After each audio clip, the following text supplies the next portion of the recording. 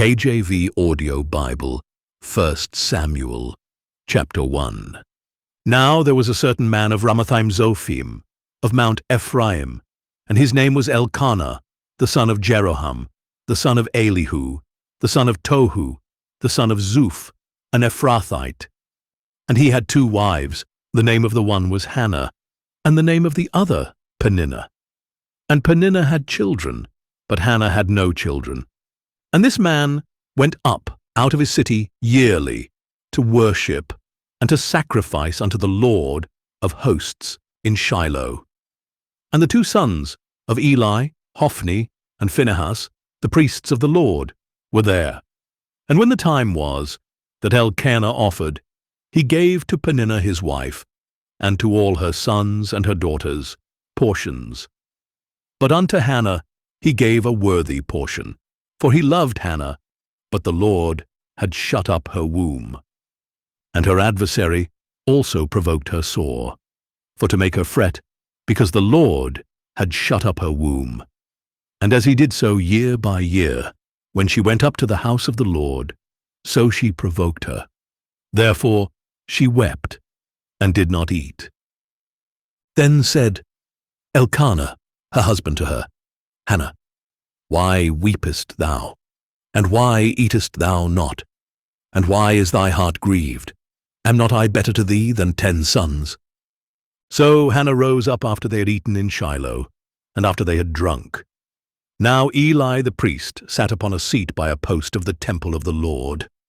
And she was in bitterness of soul, and prayed unto the Lord, and wept sore.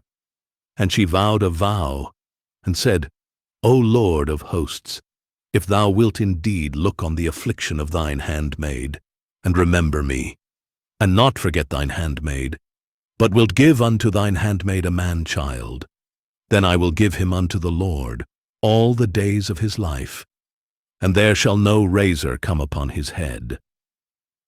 And it came to pass, as she continued praying before the Lord, that Eli marked her mouth.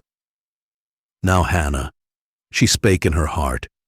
Only her lips moved, but her voice was not heard. Therefore Eli thought she had been drunken.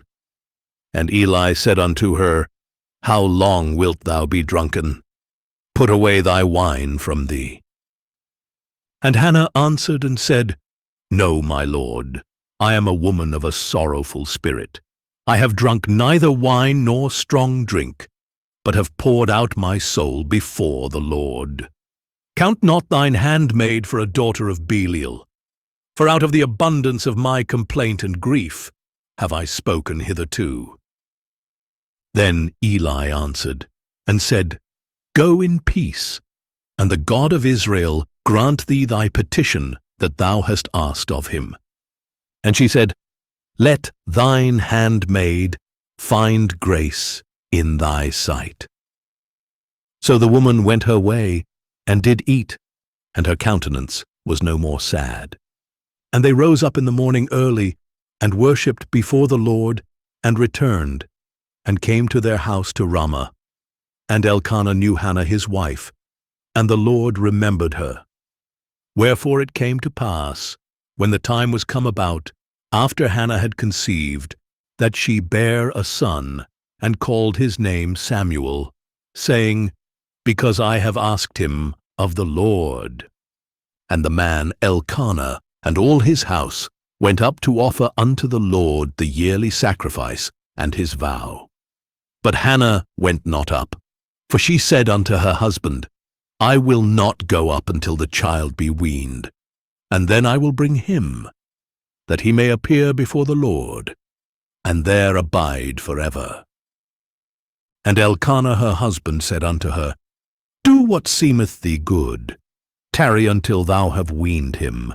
Only the Lord establish his word.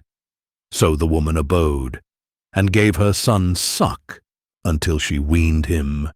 And when she had weaned him, she took him up with her, with 3 bullocks, and 1 ephah of flour, and a bottle of wine, and brought him unto the house of the Lord in Shiloh. And the child was young. And they slew a bullock, and brought the child to Eli. And she said, O my Lord, As thy soul liveth, my Lord, I am the woman that stood by thee here, praying unto the Lord. For this child I prayed, and the Lord hath given me my petition, which I asked of him. Therefore also I have lent him to the Lord. As long as he liveth, he shall be lent to the Lord. And he worshipped the Lord there. KJV Audio Bible, 1 Samuel, chapter 2. And Hannah prayed and said, My heart rejoiceth in the Lord. Mine horn is exalted in the Lord. My mouth is enlarged over mine enemies, because I rejoice in thy salvation. There is none holy as the Lord, for there is none beside thee. Neither is there any rock like our God. Talk no more so exceeding proudly. Let not arrogancy come out of your mouth. For the Lord is a God of knowledge, and by him actions are weighed. The bows of the mighty men are broken, and they that stumbled are girded with strength. They that were full have hired out themselves for bread, and they that were hungry ceased. So that the barren hath borne 7, and she that hath many children is waxed feeble. The Lord killeth and maketh alive. He bringeth down to the grave, and bringeth up. The Lord maketh poor, and maketh rich. He bringeth low, and lifteth up. He raiseth up the poor out of the dust, and lifteth up the beggar from the dunghill, to set them among princes, and to make them inherit the throne of glory. For the pillars of the earth are the Lord's, and he hath set the world upon them. He will keep the feet of his saints, and the wicked shall be silent in darkness. For by strength shall no man prevail. The adversaries of the Lord shall be broken to pieces. Out of heaven shall he thunder upon them. The Lord shall judge the ends of the earth, and he shall give strength unto his king, and exalt the horn of his anointed. And Elkanah went to Ramah to his house, and the child did minister unto the Lord before Eli the priest. Now the sons of Eli were sons of Belial. They knew not the Lord. And the priest's custom with the people was, that, when any man offered sacrifice, the priest's servant came, while the flesh was in seething, with a flesh hook of 3 teeth in his hand. And he struck it into the pan, or kettle, or cauldron, or pot. All that the flesh hook brought up, the priest took for himself. So they did in Shiloh unto all the Israelites that came thither. Also before they burnt the fat, the priest's servant came, and said to the man that sacrificed, Give flesh to roast for the priest, for he will not have sodden flesh of thee, but raw. And if any man said unto him, Let them not fail to burn the fat presently, and then take as much as thy soul desireth, then he would answer him, Nay, but thou shalt give it me now, and if not, I will take it by force. Wherefore the sin of the young men was very great before the Lord, for men abhorred the offering of the Lord. But Samuel ministered before the Lord, being a child, girded with a linen ephod. Moreover, his mother made him a little coat, and brought it to him from year to year, when she came up with her husband to offer the yearly sacrifice. And Eli blessed Elkanah and his wife, and said, The Lord give thee seed of this woman for the loan which is lent to the Lord. And they went unto their own home. And the Lord visited Hannah, so that she conceived, and bare 3 sons and 2 daughters. And the child Samuel grew before the Lord. Now Eli was very old, and heard all that his sons did unto all Israel, and how they lay with the women that assembled at the door of the tabernacle of the congregation. And he said unto them, Why do ye such things? For I hear of your evil dealings by all this people. Nay, my sons, for it is no good report that I hear. Ye make the Lord's people to transgress. If one man sin against another, the judge shall judge him. But if a man sin against the Lord, who shall entreat for him? Notwithstanding, they hearkened not unto the voice of their father, because the Lord would slay them. And the child Samuel grew on, and was in favor both with the Lord and also with men. And there came a man of God unto Eli, and said unto him, Thus saith the Lord, Did I plainly appear unto the house of thy father, when they were in Egypt in Pharaoh's house? And did I choose him out of all the tribes of Israel to be my priest, to offer upon mine altar, to burn incense, to wear an ephod before me? And did I give unto the house of thy father all the offerings made by fire of the children of Israel? Wherefore kick ye at my sacrifice and at mine offering, which I have commanded in my habitation, and honourest thy sons above me, to make yourselves fat with the chiefest of all the offerings of Israel my people. Wherefore the Lord God of Israel saith, I said indeed, that thy house and the house of thy father should walk before me forever.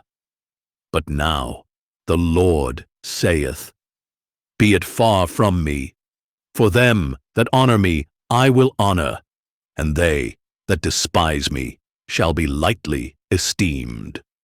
Behold, the days come, that I will cut off thine arm, and the arm of thy father's house, that there shall not be an old man in thine house.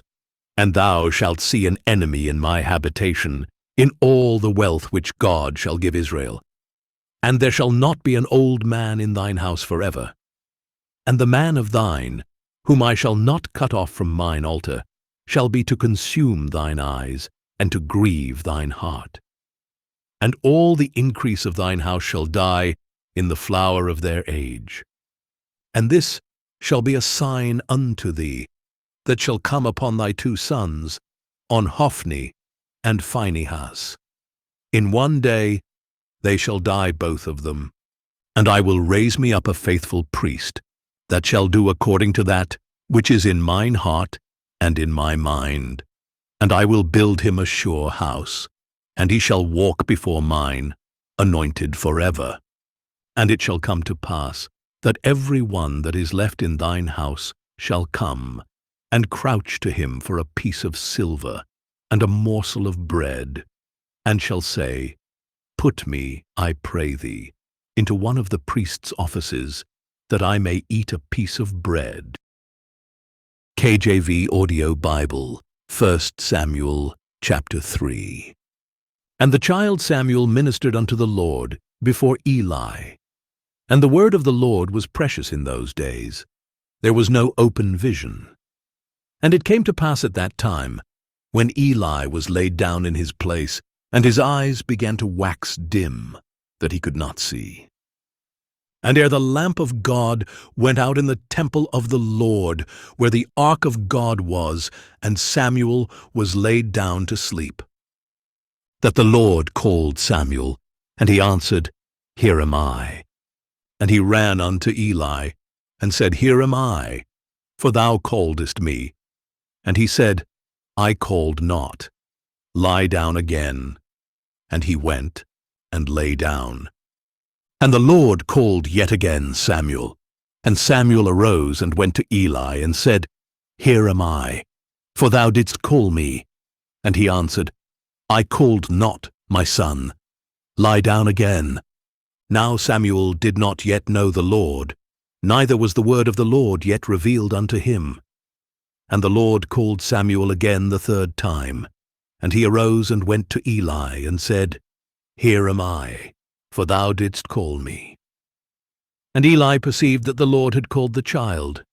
Therefore Eli said unto Samuel, Go, lie down. And it shall be, if he call thee, that thou shalt say, Speak, Lord, for thy servant heareth. So Samuel went and lay down in his place. And the Lord came and stood and called as at other times, Samuel, Samuel. Then Samuel answered, Speak, for thy servant heareth. And the Lord said to Samuel, Behold, I will do a thing in Israel, at which both the ears of everyone that heareth it shall tingle. In that day I will perform against Eli all things which I have spoken concerning his house. When I begin, I will also make an end. For I have told him that I will judge his house forever for the iniquity which he knoweth, because his sons made themselves vile, and he restrained them not. And therefore I have sworn unto the house of Eli, that the iniquity of Eli's house shall not be purged with sacrifice, nor offering forever. And Samuel lay until the morning, and opened the doors of the house of the Lord. And Samuel feared to show Eli the vision. Then Eli called Samuel and said, Samuel, my son. And he answered, Here am I. And he said, What is the thing that the Lord hath said unto thee? I pray thee, hide it not from me. God do so to thee. And more also, if thou hide anything from me of all the things that he said unto thee. And Samuel told him every whit, and hid nothing from him. And he said, It is the Lord. Let him do what seemeth him good.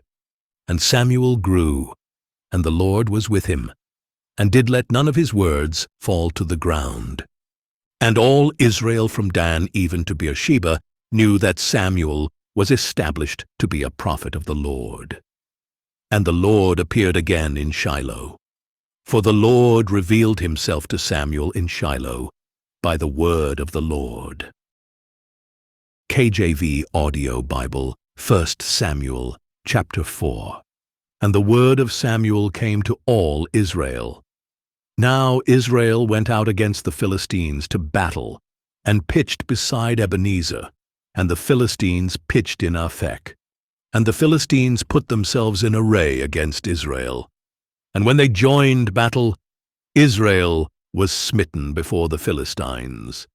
And they slew of the army in the field about 4,000 men.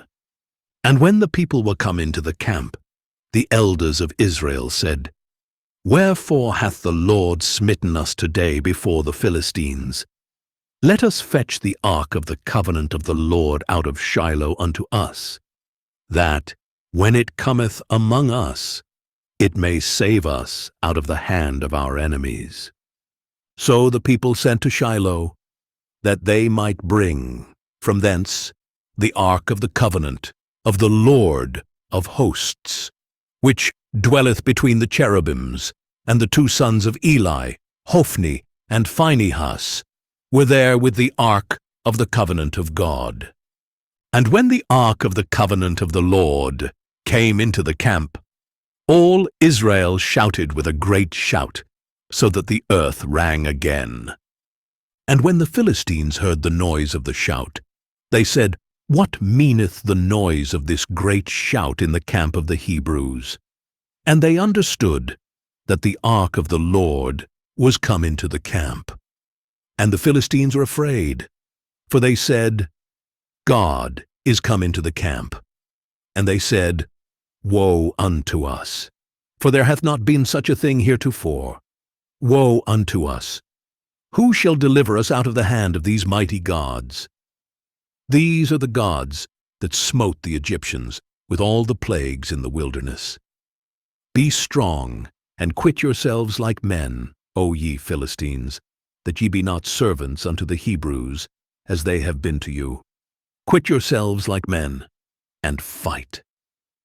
And the Philistines fought, and Israel was smitten, and they fled every man into his tent.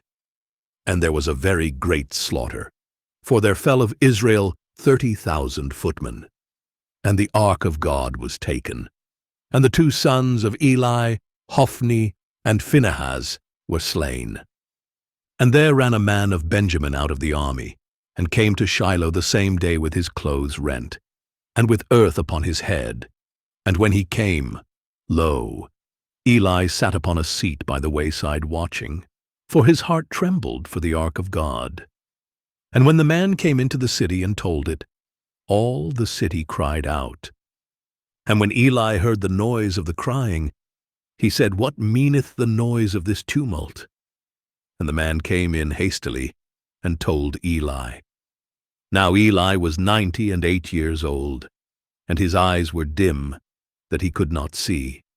And the man said unto Eli, I am he that came out of the army, and I fled today out of the army. And he said, What is there done, my son? And the messenger answered and said, Israel is fled before the Philistines, and there hath been also a great slaughter among the people. And thy 2 sons also, Hophni and Phinehas, are dead, and the ark of God is taken.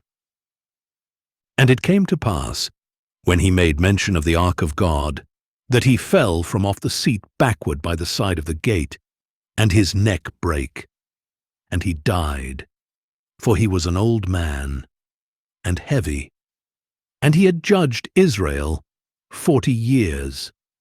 And his daughter-in-law, Phinehas's wife, was with child near to be delivered. And when she heard the tidings that the ark of God was taken, and that her father-in-law and her husband were dead, she bowed herself and travailed, for her pains came upon her.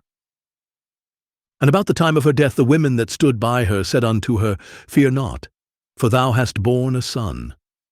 But she answered not, neither did she regard it. And she named the child Ichabod, saying, The glory is departed from Israel, because the ark of God was taken, and because of her father-in-law and her husband. And she said, The glory is departed from Israel, for the ark of God is taken. KJV Audio Bible, 1 Samuel, chapter 5. And the Philistines took the ark of God, and brought it from Ebenezer unto Ashdod. When the Philistines took the ark of God, they brought it into the house of Dagon, and set it by Dagon. And when they of Ashdod arose early on the morrow, behold, Dagon was fallen upon his face to the earth before the ark of the Lord. And they took Dagon, and set him in his place again. And when they arose early on the morrow morning, behold, Dagon was fallen upon his face to the ground before the ark of the Lord. And the head of Dagon and both the palms of his hands were cut off upon the threshold. Only the stump of Dagon was left to him. Therefore neither the priests of Dagon, nor any that come into Dagon's house, tread on the threshold of Dagon in Ashdod unto this day. But the hand of the Lord was heavy upon them of Ashdod, and he destroyed them, and smote them with emerods, even Ashdod and the coasts thereof. And when the men of Ashdod saw that it was so, they said, The ark of the God of Israel shall not abide with us, for his hand is sore upon us, and upon Dagon our God. They sent therefore and gathered all the lords of the Philistines unto them, and said, What shall we do with the ark of the God of Israel? And they answered, Let the ark of the God of Israel be carried about unto Gath. And they carried the ark of the God of Israel about thither. And it was so, that after they had carried it about, the hand of the Lord was against the city with a very great destruction, and he smote the men of the city, both small and great, and they had emerods in their secret parts. Therefore they sent the ark of God to Ekron. And it came to pass, as the ark of God came to Ekron, that the Ekronites cried out, saying, They have brought about the ark of the God of Israel to us, to slay us and our people. So they sent and gathered together all the lords of the Philistines, and said, Send away the ark of the God of Israel, and let it go again to his own place, that it slay us not, and our people. For there was a deadly destruction throughout all the city. The hand of God was very heavy there. And the men that died not were smitten with the emerods, and the cry of the city went up to heaven. KJV Audio Bible, 1 Samuel, chapter 6. And the ark of the Lord was in the country of the Philistines 7 months. And the Philistines called for the priests and the diviners, saying, What shall we do to the ark of the Lord? Tell us wherewith we shall send it to his place. And they said, If ye send away the ark of the God of Israel, send it not empty, but in any wise return him a trespass offering. Then ye shall be healed, and it shall be known to you why his hand is not removed from you. Then said they, What shall be the trespass offering which we shall return to him? They answered, 5 golden emerods, and 5 golden mice, according to the number of the lords of the Philistines. For one plague was on you all, and on your lords. Wherefore ye shall make images of your emerods, and images of your mice that mar the land, and ye shall give glory unto the God of Israel. Peradventure he will lighten his hand from off you, and from off your gods, and from off your land. Wherefore then do ye harden your hearts as the Egyptians and Pharaoh hardened their hearts? When he had wrought wonderfully among them, did they not let the people go, and they departed? Now therefore make a new cart, and take 2 milch kine, on which there hath come no yoke, and tie the kine to the cart, and bring their calves home from them. And take the ark of the Lord, and lay it upon the cart. And put the jewels of gold, which ye return him for a trespass offering, in a coffer by the side thereof, and send it away, that it may go. And see, if it goeth up by the way of his own coast to Bethshemesh, then he hath done us this great evil. But if not, then we shall know that it is not his hand that smote us. It was a chance that happened to us. And the men did so, and took 2 milch kine, and tied them to the cart, and shut up their calves at home. And they laid the ark of the Lord upon the cart, and the coffer with the mice of gold, and the images of their emerods. And the kine took the straight way to the way of Bethshemesh, and went along the highway, lowing as they went, and turned not aside to the right hand or to the left. And the lords of the Philistines went after them unto the border of Bethshemesh. And they of Bethshemesh were reaping their wheat harvest in the valley. And they lifted up their eyes, and saw the ark, and rejoiced to see it. And the cart came into the field of Joshua, a Bethshemite, and stood there, where there was a great stone. And they clave the wood of the cart, and offered the kine a burnt offering unto the Lord. And the Levites took down the ark of the Lord, and the coffer that was with it, wherein the jewels of gold were, and put them on the great stone. And the men of Bethshemesh offered burnt offerings, and sacrificed sacrifices the same day unto the Lord. And when the 5 lords of the Philistines had seen it, they returned to Ekron the same day. And these are the golden emerods, which the Philistines returned for a trespass offering unto the Lord. For Ashdod 1, for Gaza 1, for Askelon 1, for Gath 1, for Ekron 1. And the golden mice, according to the number of all the cities of the Philistines belonging to the 5 lords, both of fenced cities and of country villages, even unto the great stone of Abel, whereon they set down the ark of the Lord, which stone remaineth unto this day in the field of Joshua, the Bethshemite. And he smote the men of Bethshemesh, because they had looked into the ark of the Lord. Even he smote of the people 50,010 men. And the people lamented, because the Lord had smitten many of the people with a great slaughter. And the men of Bethshemesh said, Who is able to stand before this holy Lord God? And to whom shall he go up from us? And they sent messengers to the inhabitants of Kirjath-jearim, saying, The Philistines have brought again the ark of the Lord. Come ye down, and fetch it up to you. KJV Audio Bible, 1 Samuel, chapter 7. And the men of Kirjath-jearim came, and fetched up the ark of the Lord, and brought it into the house of Abinadab in the hill, and sanctified Eleazar his son to keep the ark of the Lord. And it came to pass, while the ark abode in Kirjath-jearim, that the time was long, for it was 20 years, and all the house of Israel lamented after the Lord.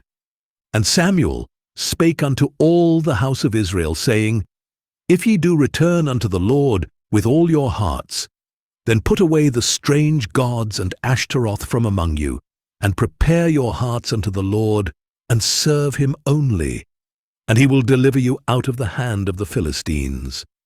Then the children of Israel did put away Baalim and Ashtaroth, and served the Lord only. And Samuel said, Gather all Israel to Mizpeh, and I will pray for you unto the Lord. And they gathered together to Mizpeh, and drew water, and poured it out before the Lord, and fasted on that day, and said there, We have sinned against the Lord. And Samuel judged the children of Israel in Mizpeh. And when the Philistines heard that the children of Israel were gathered together to Mizpeh, the lords of the Philistines went up against Israel. And when the children of Israel heard it, they were afraid of the Philistines. And the children of Israel said to Samuel, Cease not to cry unto the Lord our God for us, that he will save us out of the hand of the Philistines. And Samuel took a sucking lamb, and offered it for a burnt offering holy unto the Lord. And Samuel cried unto the Lord for Israel, and the Lord heard him. And as Samuel was offering up the burnt offering, the Philistines drew near to battle against Israel. But the Lord thundered with a great thunder on that day upon the Philistines, and discomfited them, and they were smitten before Israel. And the men of Israel went out of Mizpeh, and pursued the Philistines, and smote them until they came under Bethkar. Then Samuel took a stone, and set it between Mizpeh and Shen, and called the name of it Ebenezer, saying, Hitherto hath the Lord helped us. So the Philistines were subdued, and they came no more into the coast of Israel. And the hand of the Lord was against the Philistines all the days of Samuel.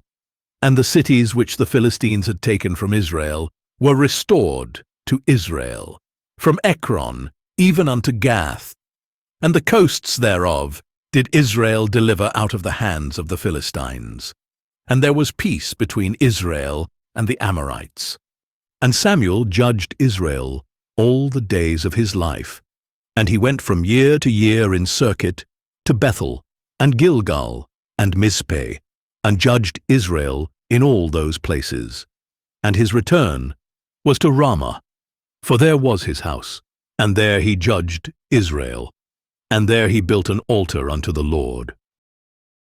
KJV Audio Bible, 1 Samuel, chapter 8.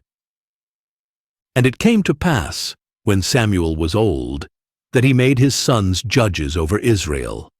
Now the name of his firstborn was Joel, and the name of his second, Abiah. They were judges in Beersheba. And his sons walked not in his ways, but turned aside after lucre, and took bribes, and perverted judgment. Then all the elders of Israel gathered themselves together, and came to Samuel unto Ramah, and said unto him, Behold, thou art old, and thy sons walk not in thy ways. Now make us a king to judge us like all the nations. But the thing displeased Samuel, when they said, Give us a king to judge us. And Samuel prayed unto the Lord. And the Lord said unto Samuel, Hearken unto the voice of the people in all that they say unto thee. For they have not rejected thee, but they have rejected me, that I should not reign over them. According to all the works which they have done since the day that I brought them up out of Egypt, even unto this day, wherewith they have forsaken me, and served other gods, so do they also unto thee. Now therefore hearken unto their voice, howbeit yet protest solemnly unto them, and show them the manner of the king that shall reign over them. And Samuel told all the words of the Lord unto the people that asked of him a king. And he said, This will be the manner of the king that shall reign over you. He will take your sons, and appoint them for himself, for his chariots, and to be his horsemen. And some shall run before his chariots. And he will appoint him captains over thousands, and captains over 50s, and will set them to ear his ground, and to reap his harvest, and to make his instruments of war, and instruments of his chariots. And he will take your daughters to be confectionaries, and to be cooks, and to be bakers. And he will take your fields, and your vineyards, and your oliveyards, even the best of them, and give them to his servants. And he will take the 10th of your seed, and of your vineyards, and give to his officers, and to his servants. And he will take your men servants, and your maidservants, and your goodliest young men, and your asses, and put them to his work. He will take the 10th of your sheep, and ye shall be his servants. And ye shall cry out in that day because of your king, which ye shall have chosen you, and the Lord will not hear you in that day. Nevertheless, the people refused to obey the voice of Samuel, and they said, Nay, but we will have a king over us, that we also may be like all the nations, and that our king may judge us, and go out before us, and fight our battles. And Samuel heard all the words of the people, and he rehearsed them in the ears of the Lord. And the Lord said to Samuel, Hearken unto their voice, and make them a king. And Samuel said unto the men of Israel, Go ye every man unto his city. KJV Audio Bible, 1 Samuel, chapter 9. Now there was a man of Benjamin, whose name was Kish, the son of Abiel, the son of Zeror, the son of Bechorath, the son of Aphiah, a Benjamite, a mighty man of power. And he had a son, whose name was Saul, a choice young man, and a goodly. And there was not among the children of Israel a goodlier person than he. From his shoulders and upward he was higher than any of the people. And the asses of Kish Saul's father were lost. And Kish said to Saul his son, Take now one of the servants with thee, and arise, go seek the asses. And he passed through Mount Ephraim, and passed through the land of Shalisha, but they found them not. Then they passed through the land of Shalim, and there they were not. And he passed through the land of the Benjamites, but they found them not. And when they were come to the land of Zuph, Saul said to his servant that was with him, Come, and let us return, lest my father leave caring for the asses, and take thought for us. And he said unto him, Behold now, there is in this city a man of God, and he is an honorable man. All that he saith cometh surely to pass. Now let us go thither. Peradventure he can show us our way that we should go. Then said Saul to his servant, But behold, if we go, what shall we bring the man? For the bread is spent in our vessels, and there is not a present to bring to the man of God. What have we? And the servant answered Saul again, and said, Behold, I have here at hand the 4th part of a shekel of silver. That will I give to the man of God, to tell us our way. Before time in Israel, when a man went to inquire of God, thus he spake, Come, and let us go to the seer. For he that is now called a prophet was before time called a seer. Then said Saul to his servant, Well said, come, let us go. So they went unto the city where the man of God was. And as they went up the hill to the city, they found young maidens going out to draw water, and said unto them, Is the seer here? And they answered them and said, He is. Behold, he is before you. Make haste now, for he came today to the city. For there is a sacrifice of the people today in the high place.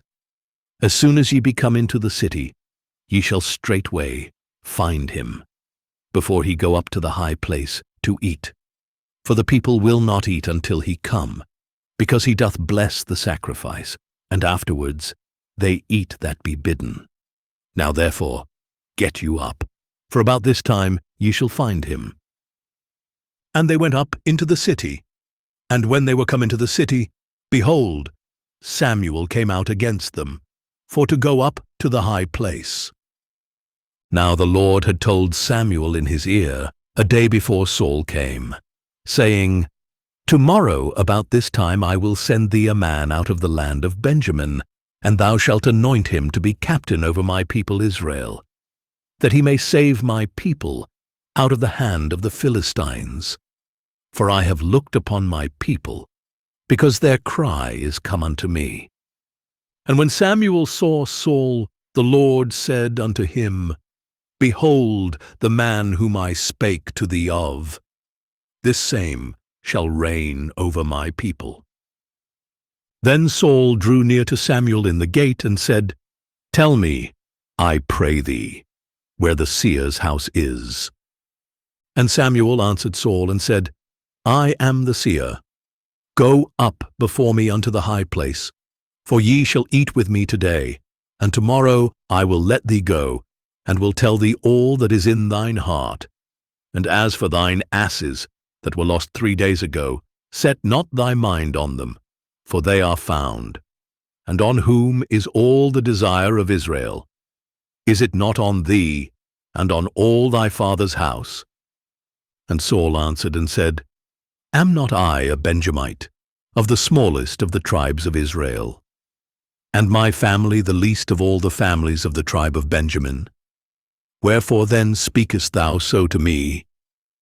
And Samuel took Saul and his servant, and brought them into the parlor, and made them sit in the chiefest place among them that were bidden, which were about 30 persons. And Samuel said unto the cook, Bring the portion which I gave thee, of which I said unto thee, Set it by thee. And the cook took up the shoulder, and that which was upon it, and set it before Saul. And Samuel said, Behold that which is left. Set it before thee, and eat. For unto this time hath it been kept for thee, since I said, I have invited the people. So Saul did eat with Samuel that day. And when they were come down from the high place into the city, Samuel communed with Saul upon the top of the house. And they arose early, and it came to pass about the spring of the day, that Samuel called Saul to the top of the house, saying, Up, that I may send thee away. And Saul arose, and they went out both of them, he and Samuel, abroad. And as they were going down to the end of the city, Samuel said to Saul, Bid the servant pass on before us. And he passed on. But stand thou still a while, that I may show thee the word of God. KJV Audio Bible, 1 Samuel, chapter 10. Then Samuel took a vial of oil and poured it upon his head, and kissed him, and said, Is it not because the Lord hath anointed thee to be captain over his inheritance? When thou art departed from me today, then thou shalt find 2 men by Rachel's sepulchre, in the border of Benjamin at Zelzah. And they will say unto thee, The asses which thou wentest to seek are found. And lo, thy father hath left the care of the asses, and sorroweth for you, saying, What shall I do for my son? Then shalt thou go on forward from thence, and thou shalt come to the plain of Tabor, and there shall meet thee 3 men going up to God to Bethel, one carrying 3 kids, and another carrying 3 loaves of bread, and another carrying a bottle of wine. And they will salute thee, and give thee 2 loaves of bread, which thou shalt receive of their hands. After that thou shalt come to the hill of God, where is the garrison of the Philistines. And it shall come to pass, when thou art come thither to the city, that thou shalt meet a company of prophets coming down from the high place, with a psaltery, and a tabret, and a pipe, and a harp before them. And they shall prophesy. And the Spirit of the Lord will come upon thee, and thou shalt prophesy with them, and shalt be turned into another man. And let it be, when these signs are come unto thee, that thou do as occasion serve thee, for God is with thee. And thou shalt go down before me to Gilgal, and behold, I will come down unto thee, to offer burnt offerings, and to sacrifice sacrifices of peace offerings. 7 days shalt thou tarry, till I come to thee, and show thee what thou shalt do. And it was so, that when he had turned his back to go from Samuel, God gave him another heart. And all those signs came to pass that day. And when they came thither to the hill, behold, a company of prophets met him, and the Spirit of God came upon him, and he prophesied among them. And it came to pass, when all that knew him before time saw that, behold, he prophesied among the prophets, then the people said one to another, What is this that is come unto the son of Kish? Is Saul also among the prophets? And one of the same place answered and said, But who is their father? Therefore it became a proverb, Is Saul also among the prophets? And when he had made an end of prophesying, he came to the high place. And Saul's uncle said unto him and to his servant, Whither went ye? And he said, To seek the asses. And when we saw that they were nowhere, we came to Samuel. And Saul's uncle said, Tell me, I pray thee, what Samuel said unto you. And Saul said unto his uncle, He told us plainly that the asses were found, but of the matter of the kingdom, whereof Samuel spake, he told him not. And Samuel called the people together unto the Lord to Mizpeh, and said unto the children of Israel, Thus saith the Lord God of Israel, I brought up Israel out of Egypt, and delivered you out of the hand of the Egyptians, and out of the hand of all kingdoms, and of them that oppressed you. And ye have this day rejected your God, who himself saved you out of all your adversities and your tribulations. And ye have said unto him, Nay, but set a king over us. Now therefore present yourselves before the Lord by your tribes, and by your thousands.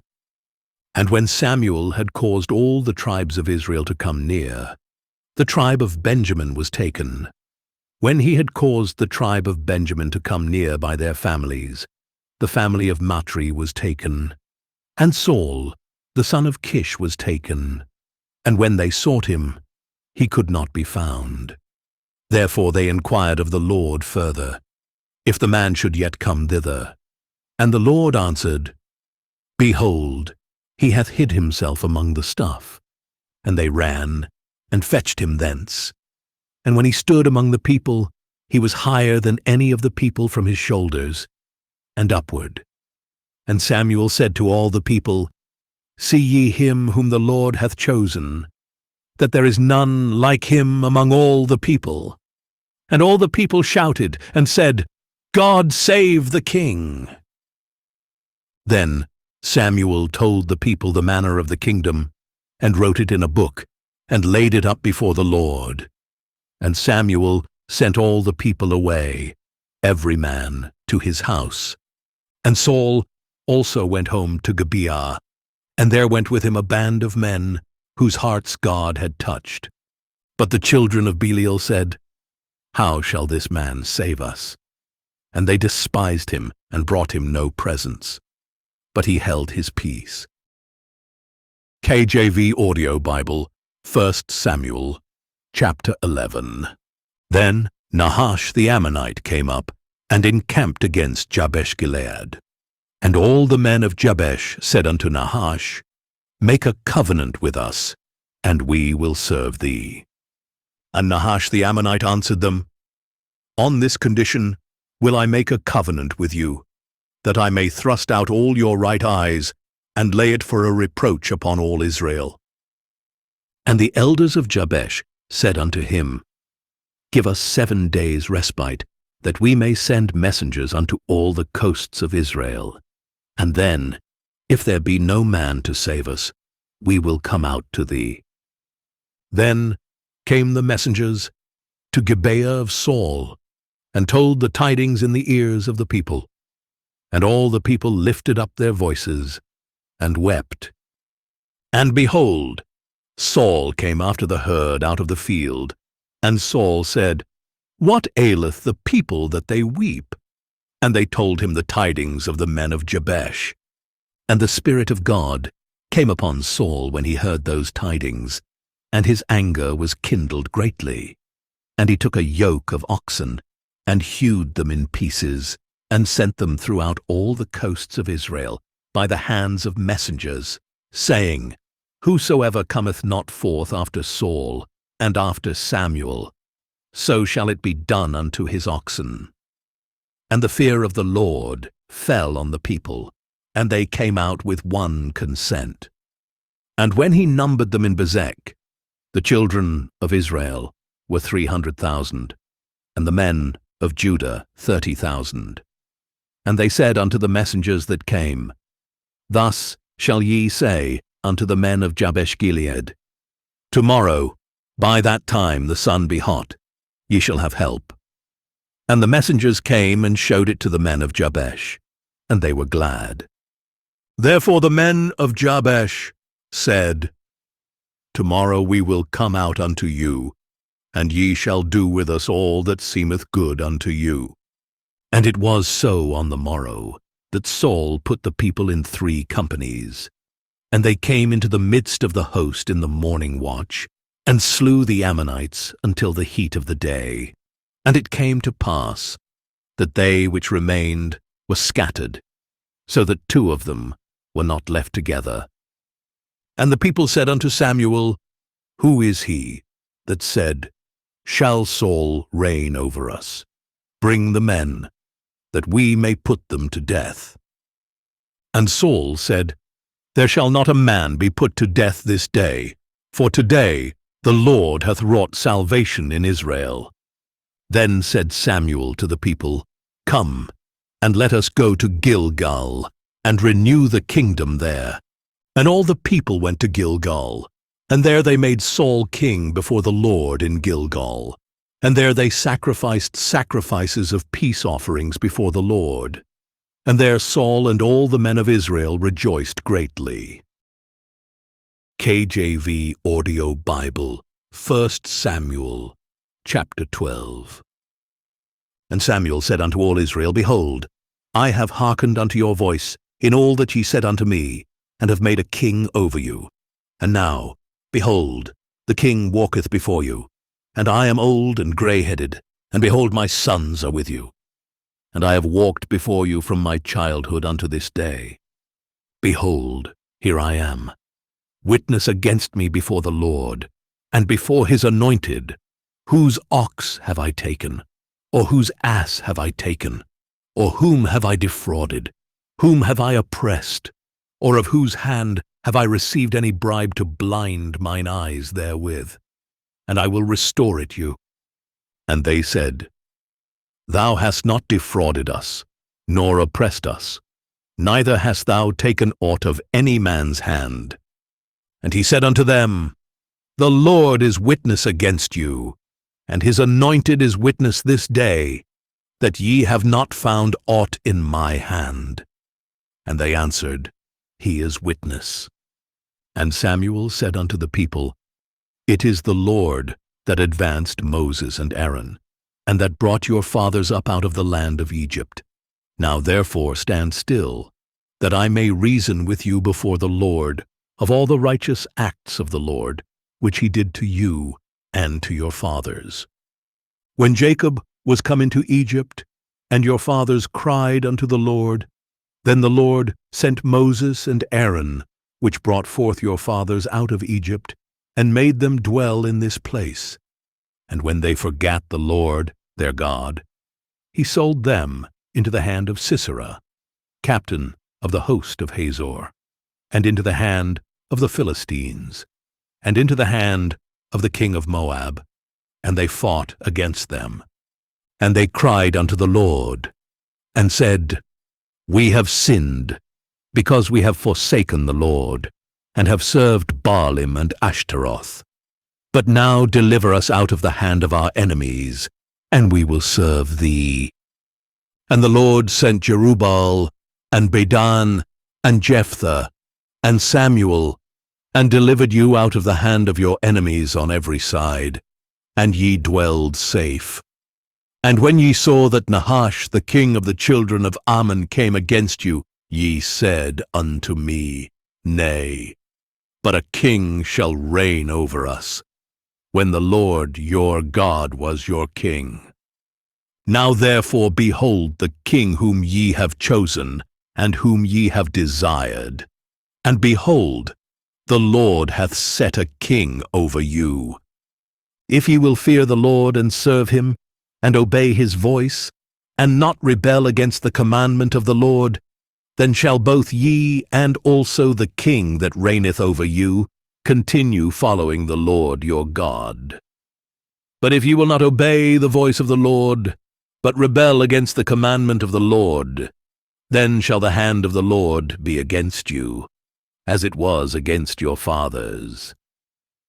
Now therefore stand and see this great thing, which the Lord will do before your eyes. Is it not wheat harvest today? I will call unto the Lord, and he shall send thunder and rain, that ye may perceive and see that your wickedness is great, which ye have done in the sight of the Lord, in asking you a king. So Samuel called unto the Lord, and the Lord sent thunder and rain that day, and all the people greatly feared the Lord and Samuel. And all the people said unto Samuel, Pray for thy servants unto the Lord thy God, that we die not. For we have added unto all our sins this evil, to ask us a king. And Samuel said unto the people, Fear not, ye have done all this wickedness, yet turn not aside from following the Lord, but serve the Lord with all your heart, and turn ye not aside, for then should ye go after vain things, which cannot profit nor deliver, for they are vain. For the Lord will not forsake his people for his great name's sake, because it hath pleased the Lord to make you his people. Moreover, as for me, God forbid that I should sin against the Lord in ceasing to pray for you, but I will teach you the good and the right way. Only fear the Lord, and serve him in truth with all your heart.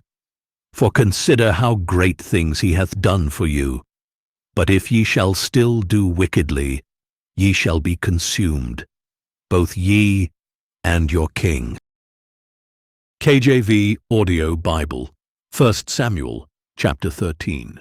Saul reigned 1 year, and when he had reigned 2 years over Israel, Saul chose him 3,000 men of Israel, whereof 2,000 were with Saul in Michmash and in Mount Bethel, and 1,000 were with Jonathan in Gibeah of Benjamin. And the rest of the people he sent every man to his tent. And Jonathan smote the garrison of the Philistines that was in Geba, and the Philistines heard of it. And Saul blew the trumpet throughout all the land, saying, let the Hebrews hear." And all Israel heard say that Saul had smitten a garrison of the Philistines, and that Israel also was had in abomination with the Philistines. And the people were called together after Saul to Gilgal. And the Philistines gathered themselves together to fight with Israel, 30,000 chariots and 6,000 horsemen, and people as the sand which is on the seashore in multitude. And they came up and pitched in Michmash, eastward from Bethaven. When the men of Israel saw that they were in a strait, for the people were distressed, then the people did hide themselves in caves, and in thickets, and in rocks, and in high places, and in pits. And some of the Hebrews went over Jordan to the land of Gad and Gilead. As for Saul, he was yet in Gilgal, and all the people followed him trembling. And he tarried 7 days, according to the set time that Samuel had appointed. But Samuel came not to Gilgal, and the people were scattered from him. And Saul said, "Bring hither a burnt offering to me, and peace offerings." And he offered the burnt offering. And it came to pass that as soon as he had made an end of offering the burnt offering, behold, Samuel came. And Saul went out to meet him, that he might salute him. And Samuel said, "What hast thou done?" And Saul said, "Because I saw that the people were scattered from me, and that thou camest not within the days appointed, and that the Philistines gathered themselves together at Michmash. Therefore said I, The Philistines will come down now upon me to Gilgal, and I have not made supplication unto the Lord. I forced myself therefore, and offered a burnt offering." And Samuel said to Saul, "Thou hast done foolishly.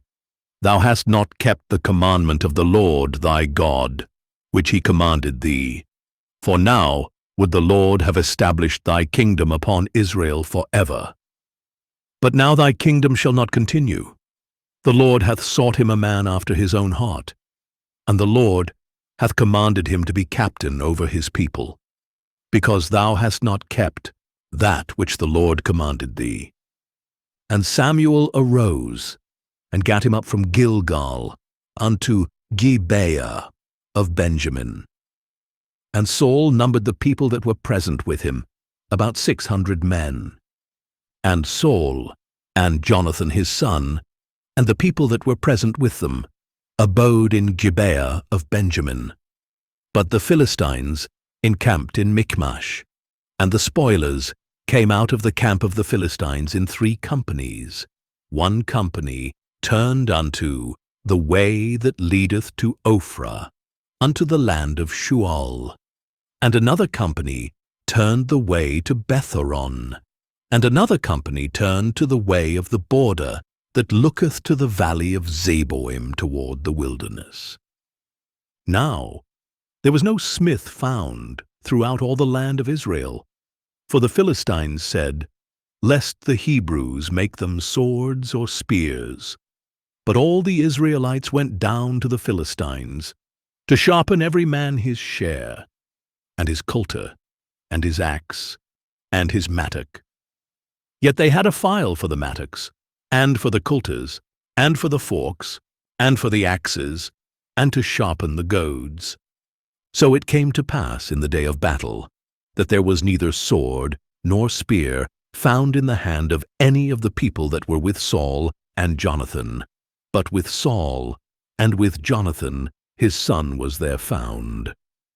And the garrison of the Philistines went out to the passage of Michmash. KJV Audio Bible, 1 Samuel, chapter 14. Now it came to pass upon a day that Jonathan the son of Saul said unto the young man that bare his armor, "Come, and let us go over to the Philistines' garrison, that is on the other side." But he told not his father. And Saul tarried in the uttermost part of Gibeah, under a pomegranate tree, which is in Migron. And the people that were with him were about 600 men. And Ahiah, the son of Ahitub, Ichabod's brother, the son of Phinehas, the son of Eli, the Lord's priest in Shiloh, wearing an ephod. And the people knew not that Jonathan was gone. And between the passages by which Jonathan sought to go over unto the Philistines' garrison, there was a sharp rock on the one side, and a sharp rock on the other side. And the name of the one was Bozez, and the name of the other Seneh.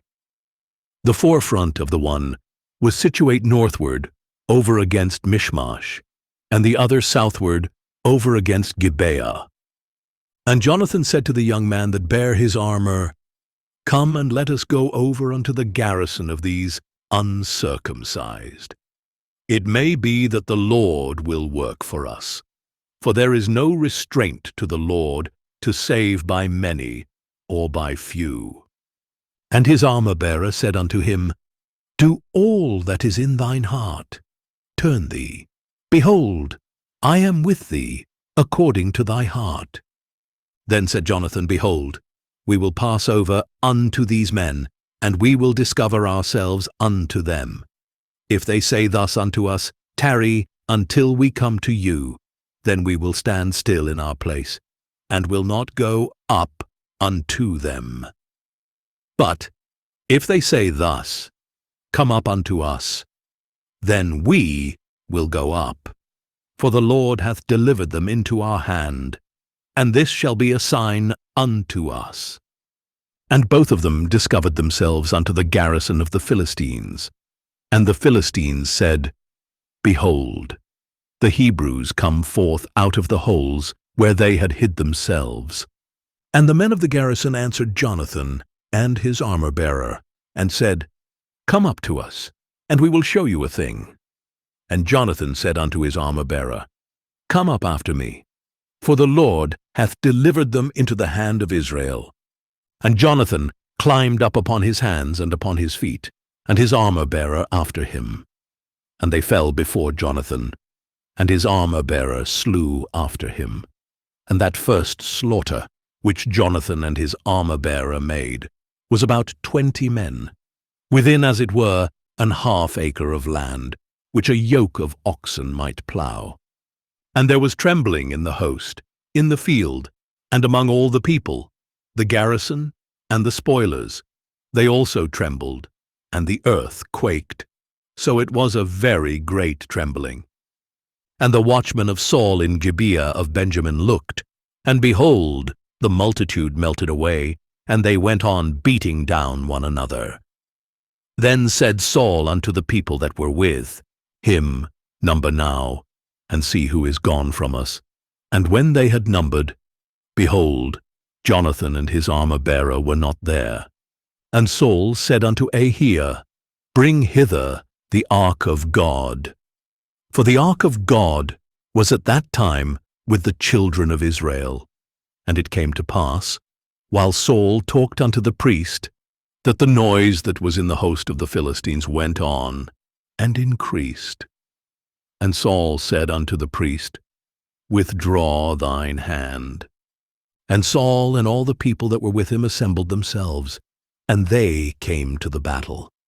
And behold, every man's sword was against his fellow, and there was a very great discomfiture. Moreover, the Hebrews that were with the Philistines before that time, which went up with them into the camp from the country round about, even they also turned to be with the Israelites that were with Saul and Jonathan. Likewise all the men of Israel, which had hid themselves in Mount Ephraim, when they heard that the Philistines fled, even they also followed hard after them in the battle. So the Lord saved Israel that day, and the battle passed over unto Bethaven. And the men of Israel were distressed that day, for Saul had adjured the people, saying, Cursed be the man that eateth any food until evening, that I may be avenged on mine enemies. So none of the people tasted any food. And all they of the land came to a wood, and there was honey upon the ground. And when the people were come into the wood, behold, the honey dropped. But no man put his hand to his mouth, for the people feared the oath. But Jonathan heard not when his father charged the people with the oath. Wherefore he put forth the end of the rod that was in his hand, and dipped it in an honeycomb, and put his hand to his mouth, and his eyes were enlightened. Then answered one of the people and said, Thy father straitly charged the people with an oath, saying, Cursed be the man that eateth any food this day. And the people were faint. Then said Jonathan, My father hath troubled the land. See, I pray you, how mine eyes have been enlightened, because I tasted a little of this honey. How much more, if haply the people had eaten freely today of the spoil of their enemies, which they found. For had there not been now a much greater slaughter among the Philistines? And they smote the Philistines that day from Michmash to Aijalon, and the people were very faint. And the people flew upon the spoil, and took sheep, and oxen, and calves, and slew them on the ground. And the people did eat them with the blood. Then they told Saul, saying, Behold, the people sin against the Lord, in that they eat with the blood. And he said, Ye have transgressed. Roll a great stone unto me this day. And Saul said, Disperse yourselves among the people, and say unto them, Bring me hither every man his ox, and every man his sheep, and slay them here, and eat, and sin not against the Lord in eating with the blood. And all the people brought every man his ox with him that night, and slew them there. And Saul built an altar unto the Lord. The same was the first altar that he built unto the Lord. And Saul said, Let us go down after the Philistines by night, and spoil them until the morning light, and let us not leave a man of them. And they said, Do whatsoever seemeth good unto thee. Then said the priest, Let us draw near hither unto God. And Saul asked counsel of God, Shall I go down after the Philistines? Wilt thou deliver them into the hand of Israel? But he answered him, Not that day. And Saul said, Draw ye near hither, all the chief of the people, and know and see wherein this sin hath been this day. For as the Lord liveth, which saveth Israel, though it be in Jonathan my son, he shall surely die. But there was not a man among all the people that answered him.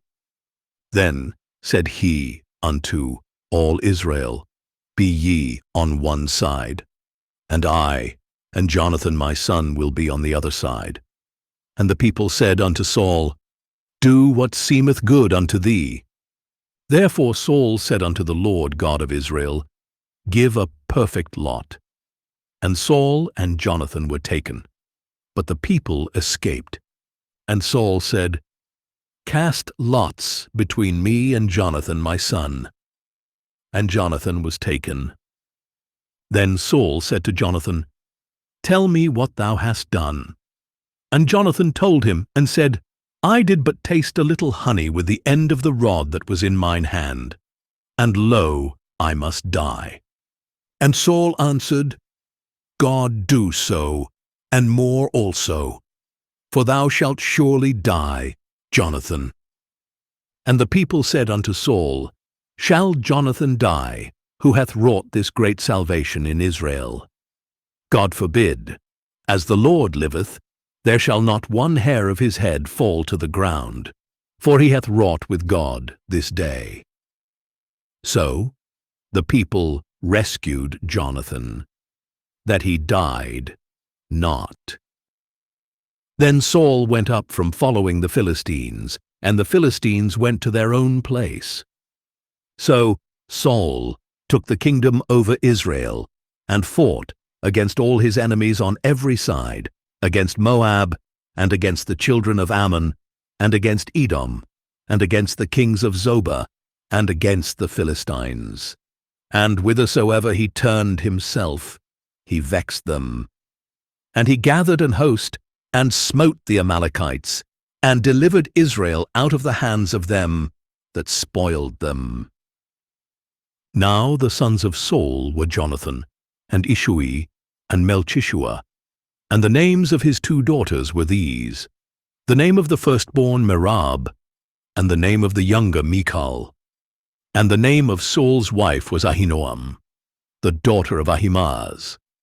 And the name of the captain of his host was Abner, the son of Ner, Saul's uncle. And Kish was the father of Saul, and Ner the father of Abner was the son of Abiel. And there was sore war against the Philistines all the days of Saul. And when Saul saw any strong man, or any valiant man, he took him unto him. KJV Audio Bible, 1 Samuel chapter 15. Samuel also said unto Saul, The Lord sent me to anoint thee to be king over his people, over Israel. Now therefore hearken thou unto the voice of the words of the Lord. Thus saith the Lord of hosts, I remember that which Amalek did to Israel, how he laid wait for him in the way, when he came up from Egypt. Now go and smite Amalek, and utterly destroy all that they have, and spare them not, but slay both man and woman, infant and suckling, ox and sheep, camel and ass. And Saul gathered the people together, and numbered them in Telaim, 200,000 footmen, and 10,000 men of Judah. And Saul came to a city of Amalek, and laid wait in the valley. And Saul said unto the Kenites, Go, depart, get you down from among the Amalekites, lest I destroy you with them. For ye showed kindness to all the children of Israel, when they came up out of Egypt. So the Kenites departed from among the Amalekites. And Saul smote the Amalekites from Havilah, until thou comest to Shur, that is over against Egypt. And he took Agag the king of the Amalekites alive, and utterly destroyed all the people with the edge of the sword. But Saul and the people spared Agag, and the best of the sheep, and of the oxen, and of the fatlings, and the lambs, and all that was good, and would not utterly destroy them. But everything that was vile and refuse, that they destroyed utterly.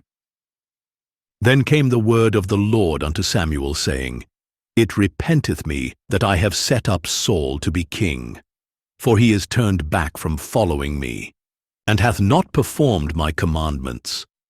And it grieved Samuel, and he cried unto the Lord all night.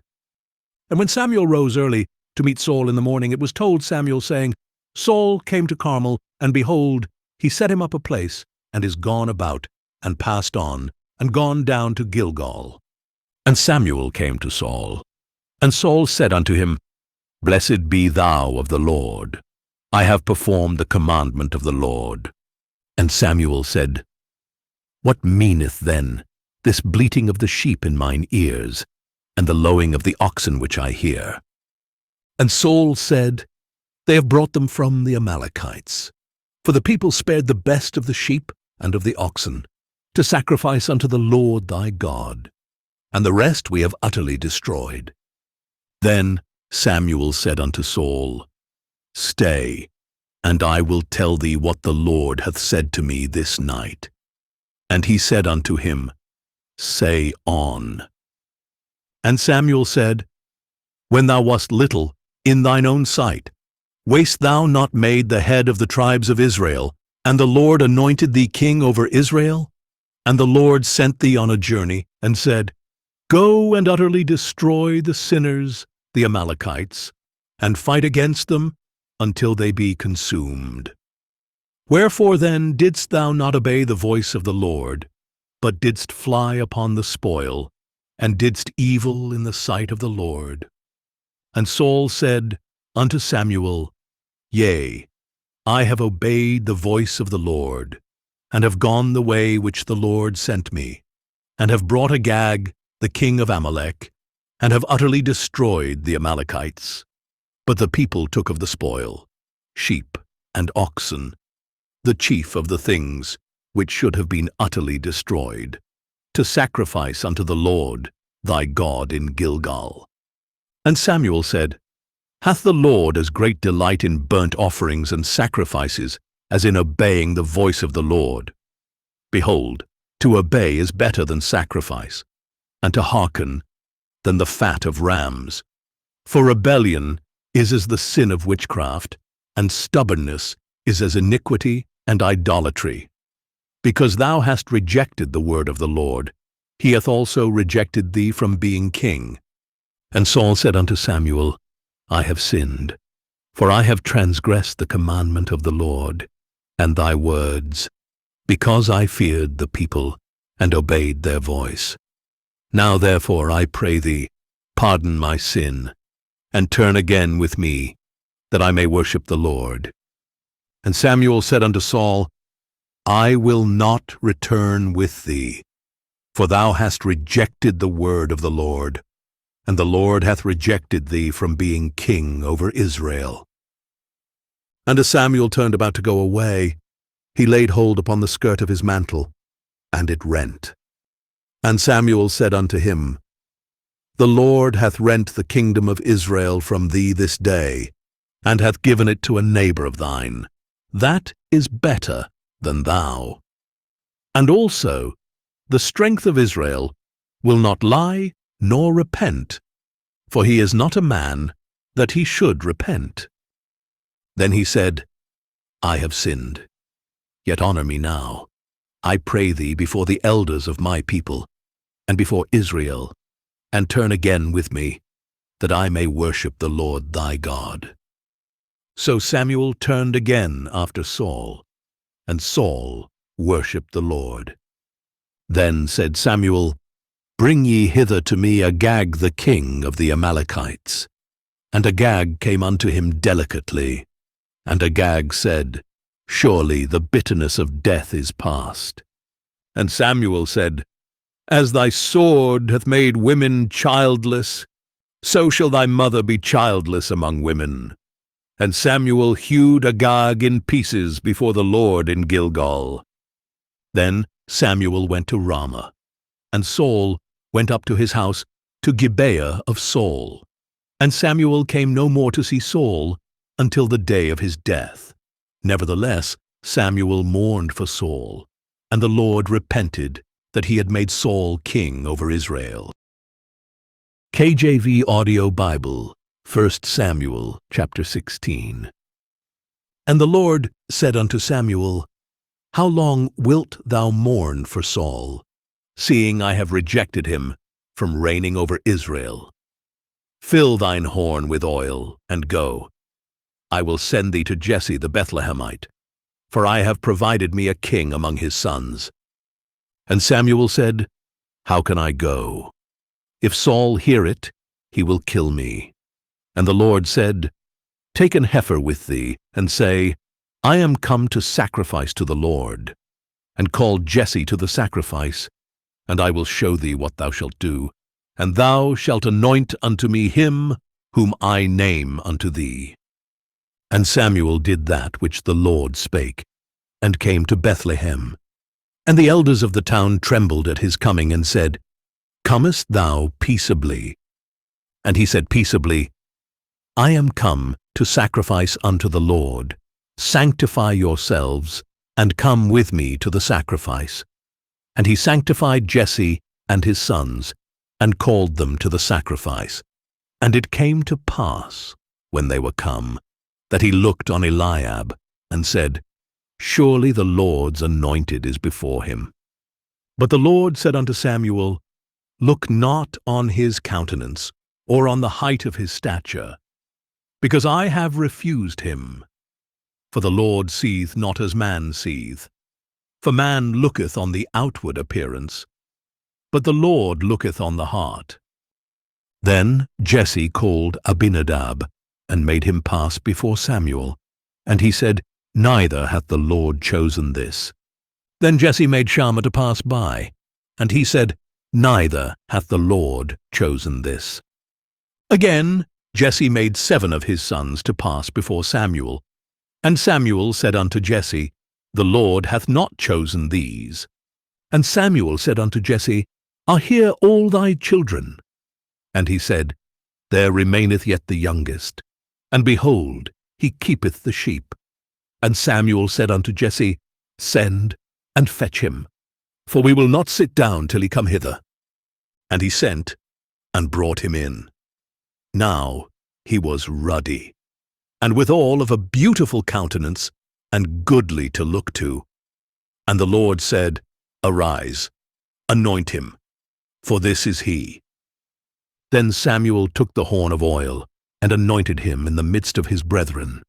And the Spirit of the Lord came upon David from that day forward. So Samuel rose up, and went to Ramah. But the Spirit of the Lord departed from Saul, and an evil spirit from the Lord troubled him. And Saul's servant said unto him, Behold now, an evil spirit from God troubleth thee. Let our Lord now command thy servants which are before thee to seek out a man who is a cunning player on an harp. And it shall come to pass when the evil spirit from God is upon thee, that he shall play with his hand, and thou shalt be well. And Saul said unto his servants, Provide me now a man that can play well, and bring him to me. Then answered one of the servants and said, Behold, I have seen a son of Jesse the Bethlehemite, that is cunning in playing, and a mighty valiant man, and a man of war, and prudent in matters, and a comely person, and the Lord is with him. Wherefore Saul sent messengers unto Jesse, and said, Send me David thy son, which is with the sheep. And Jesse took an ass laden with bread, and a bottle of wine, and a kid, and sent them by David his son unto Saul. And David came to Saul, and stood before him, and he loved him greatly, and he became his armor-bearer. And Saul sent to Jesse, saying, Let David, I pray thee, stand before me, for he hath found favor in my sight. And it came to pass, when the evil spirit from God was upon Saul, that David took an harp, and played with his hand. So Saul was refreshed, and was well, and the evil spirit departed from him. KJV Audio Bible, 1 Samuel, chapter 17. Now the Philistines gathered together their armies to battle, and were gathered together at Shochoh, which belongeth to Judah, and pitched between Shochoh and Azekah in Ephes-dammim. And Saul and the men of Israel were gathered together, and pitched by the valley of Elah, and set the battle in array against the Philistines. And the Philistines stood on a mountain on the one side, and Israel stood on a mountain on the other side, and there was a valley between them.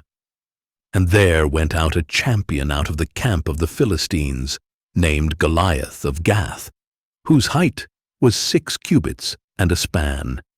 And he had an helmet of brass upon his head, and he was armed with a coat of mail. And the weight of the coat was 5,000 shekels of brass. And he had greaves of brass upon his legs, and a target of brass between his shoulders. And the staff of his spear was like a weaver's beam, and his spear's head weighed 600 shekels of iron. And one bearing a shield went before him. And he stood and cried unto the armies of Israel, and said unto them, Why are ye come out to set your battle in array? Am not I a Philistine, and ye servants to Saul? Choose you a man for you, and let him come down to me. If he be able to fight with me, and to kill me, then will we be your servants. But if I prevail against him, and kill him, then shall ye be our servants, and serve us. And the Philistine said, I defy the armies of Israel this day. Give me a man, that we may fight together. When Saul and all Israel heard those words of the Philistine, they were dismayed and greatly afraid. Now David was the son of that Ephrathite of Bethlehem, Judah, whose name was Jesse, and he had 8 sons. And the man went among men for an old man in the days of Saul. And the 3 eldest sons of Jesse went and followed Saul to the battle. And the names of his 3 sons that went to the battle were Eliab the firstborn, and next unto him Abinadab, and the third Shammah. And David was the youngest, and the three eldest followed Saul. But David went and returned from Saul to feed his father's sheep at Bethlehem. And the Philistine drew near morning and evening, and presented himself 40 days. And Jesse said unto David, his son, Take now for thy brethren an ephah of this parched corn, and these 10 loaves, and run to the camp to thy brethren, and carry these 10 cheeses unto the captain of their 1,000, and look how thy brethren fare, and take their pledge. Now Saul, and they, and all the men of Israel, were in the valley of Elah, fighting with the Philistines.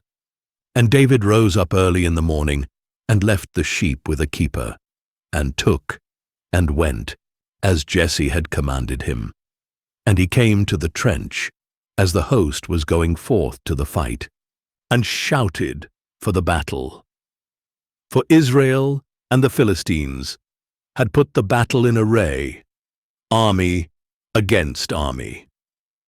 And David left his carriage in the hand of the keeper of the carriage, and ran into the army, and came, and saluted his brethren.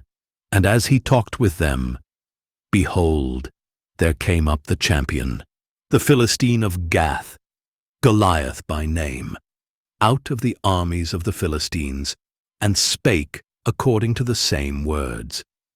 And David heard them. And all the men of Israel, when they saw the man, fled from him, and were sore afraid. And the men of Israel said, Have ye seen this man that is come up? Surely to defy Israel is he come up. And it shall be, that the man who killeth him, the king will enrich him with great riches, and will give him his daughter, and make his father's house free in Israel. And David spake to the men that stood by him, saying, What shall be done to the man that killeth this Philistine, and taketh away the reproach from Israel? For who is this uncircumcised Philistine, that he should defy the armies of the living God? And the people answered him after this manner, saying, So shall it be done to the man that killeth him. And Eliab his eldest brother heard, when he spake unto the men. And Eliab's anger was kindled against David, and he said, Why camest thou down hither? And with whom hast thou left those few sheep in the wilderness? I know thy pride, and the naughtiness of thine heart. For thou art come down, that thou mightest see the battle. And David said, What have I now done? Is there not a cause? And he turned from him toward another, and spake after the same manner. And the people answered him again, after the former manner. And when the words were heard which David spake, they rehearsed them before Saul. And he sent for him. And David said to Saul, Let no man's heart fail because of him. Thy servant will go and fight with this Philistine. And Saul said to David, Thou art not able to go against this Philistine to fight with him, for thou art but a youth, and he a man of war from his youth. And David said unto Saul, Thy servant kept his father's sheep, and there came a lion and a bear, and took a lamb out of the flock. And I went out after him, and smote him, and delivered it out of his mouth. And when he arose against me, I caught him by his beard, and smote him, and slew him. Thy servant slew both the lion and the bear, and this uncircumcised Philistine shall be as one of them, seeing he hath defied the armies of the living God. David said moreover, The Lord that delivered me out of the paw of the lion, and out of the paw of the bear, he will deliver me out of the hand of this Philistine. And Saul said unto David, Go, and the Lord be with thee. And Saul armed David with his armor, and he put an helmet of brass upon his head. Also he armed him with a coat of mail. And David girded his sword upon his armor, and he essayed to go, for he had not proved it. And David said unto Saul, I cannot go with these, for I have not proved them. And David put them off him. And he took his staff in his hand, and chose him 5 smooth stones out of the brook, and put them in a shepherd's bag, which he had, even in a scrip. And his sling was in his hand, and he drew near to the Philistine. And the Philistine came on, and drew near unto David, and the man that bare the shield went before him. And when the Philistine looked about, and saw David, he disdained him, for he was but a youth, and ruddy, and of a fair countenance. And the Philistine said unto David, Am I a dog, that thou comest to me with staves? And the Philistine cursed David by his gods. And the Philistine said to David, Come to me, and I will give thy flesh unto the fowls of the air, and to the beasts of the field. Then said David to the Philistine, Thou comest to me with a sword, and with a spear, and with a shield. But I come to thee in the name of the Lord of hosts, the God of the armies of Israel, whom thou hast defied. This day will the Lord deliver thee into mine hand, and I will smite thee, and take thine head from thee. And I will give the carcasses of the host of the Philistines this day unto the fowls of the air, and to the wild beasts of the earth, that all the earth may know that there is a God in Israel. And all this assembly shall know that the Lord saveth not with sword and spear, for the battle is the Lord's, and he will give you into our hands. And it came to pass, when the Philistine arose, and came and drew nigh to meet David, that David hasted, and ran toward the army, to meet the Philistine. And David put his hand in his bag, and took thence a stone, and slang it, and smote the Philistine in his forehead, that the stone sunk into his forehead, and he fell upon his face to the earth. So David prevailed over the Philistine with a sling and with a stone, and smote the Philistine, and slew him. But there was no sword in the hand of David. Therefore David ran, and stood upon the Philistine, and took his sword, and drew it out of the sheath thereof, and slew him, and cut off his head therewith. And when the Philistines saw their champion was dead, they fled. And the men of Israel and of Judah arose, and shouted, and pursued the Philistines, until thou come to the valley, and to the gates of Ekron. And the wounded of the Philistines fell down by the way to Sharaim, even unto Gath, and unto Ekron. And the children of Israel returned from chasing after the Philistines, and they spoiled their tents. And David took the head of the Philistine, and brought it to Jerusalem, but he put his armor in his tent. And when Saul saw David go forth against the Philistine, he said unto Abner, the captain of the host, Abner, whose son is this youth? And Abner said, As thy soul liveth, O king, I cannot tell. And the king said, Inquire thou whose son the stripling is. And as David returned from the slaughter of the Philistine, Abner took him, and brought him before Saul with the head of the Philistine in his hand. And Saul said to him, Whose son art thou, thou young man?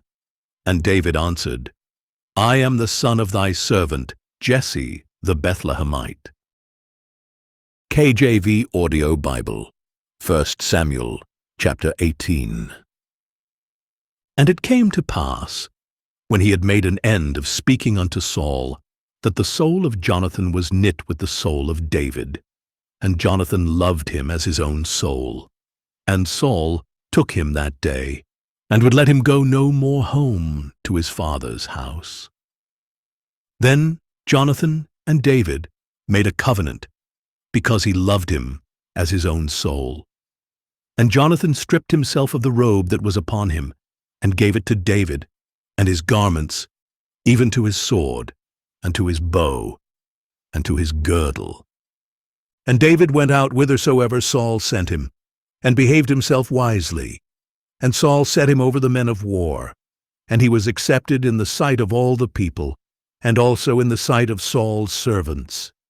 And it came to pass as they came, when David was returned from the slaughter of the Philistine, that the women came out of all cities of Israel, singing and dancing, to meet King Saul, with tabrets, with joy, and with instruments of music.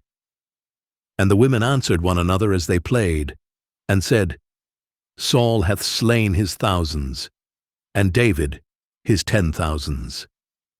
And Saul was very wroth, and the saying displeased him.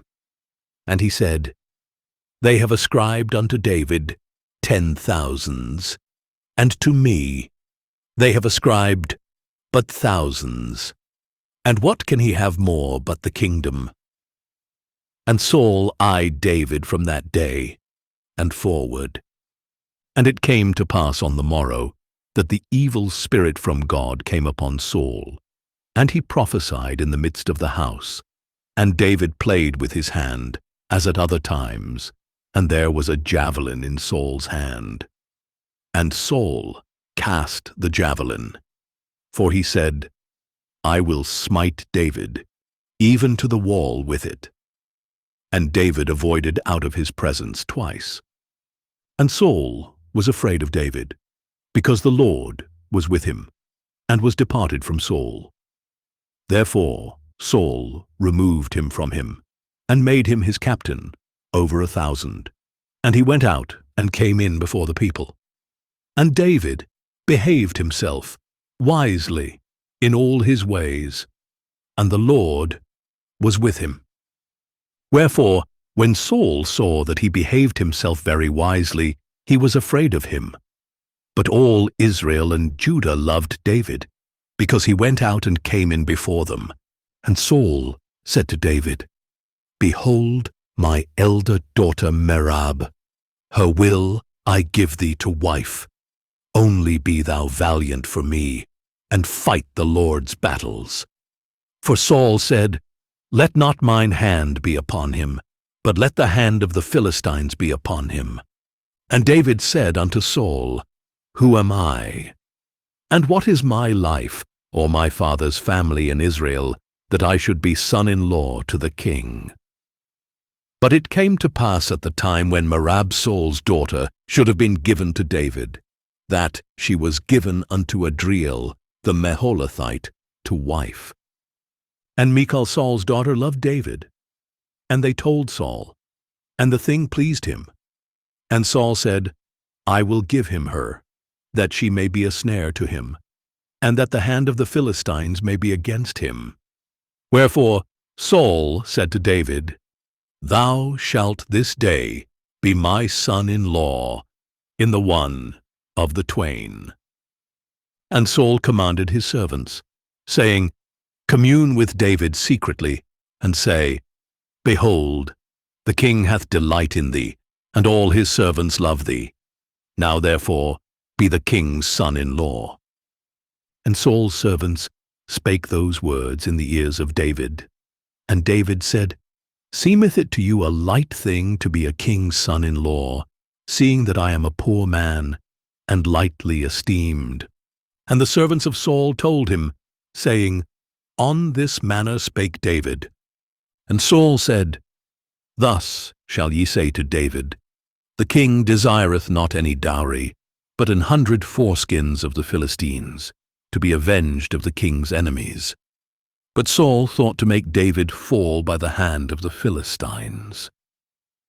And when his servants told David these words, it pleased David well to be the king's son-in-law, and the days were not expired. Wherefore David arose and went, he and his men, and slew of the Philistines 200 men. And David brought their foreskins, and they gave them in full tale to the king, that he might be the king's son-in-law. And Saul gave him Michal his daughter to wife. And Saul saw and knew that the Lord was with David, and that Michal Saul's daughter loved him. And Saul was yet the more afraid of David, and Saul became David's enemy continually. Then the the princes of the Philistines went forth. And it came to pass, after they went forth, that David behaved himself more wisely than all the servants of Saul, so that his name was much set by. KJV Audio Bible, 1 Samuel, chapter 19. And Saul spake to Jonathan his son, and to all his servants, that they should kill David. But Jonathan Saul's son delighted much in David. And Jonathan told David, saying, Saul my father seeketh to kill thee. Now therefore I pray thee, take heed to thyself until the morning, and abide in a secret place, and hide thyself.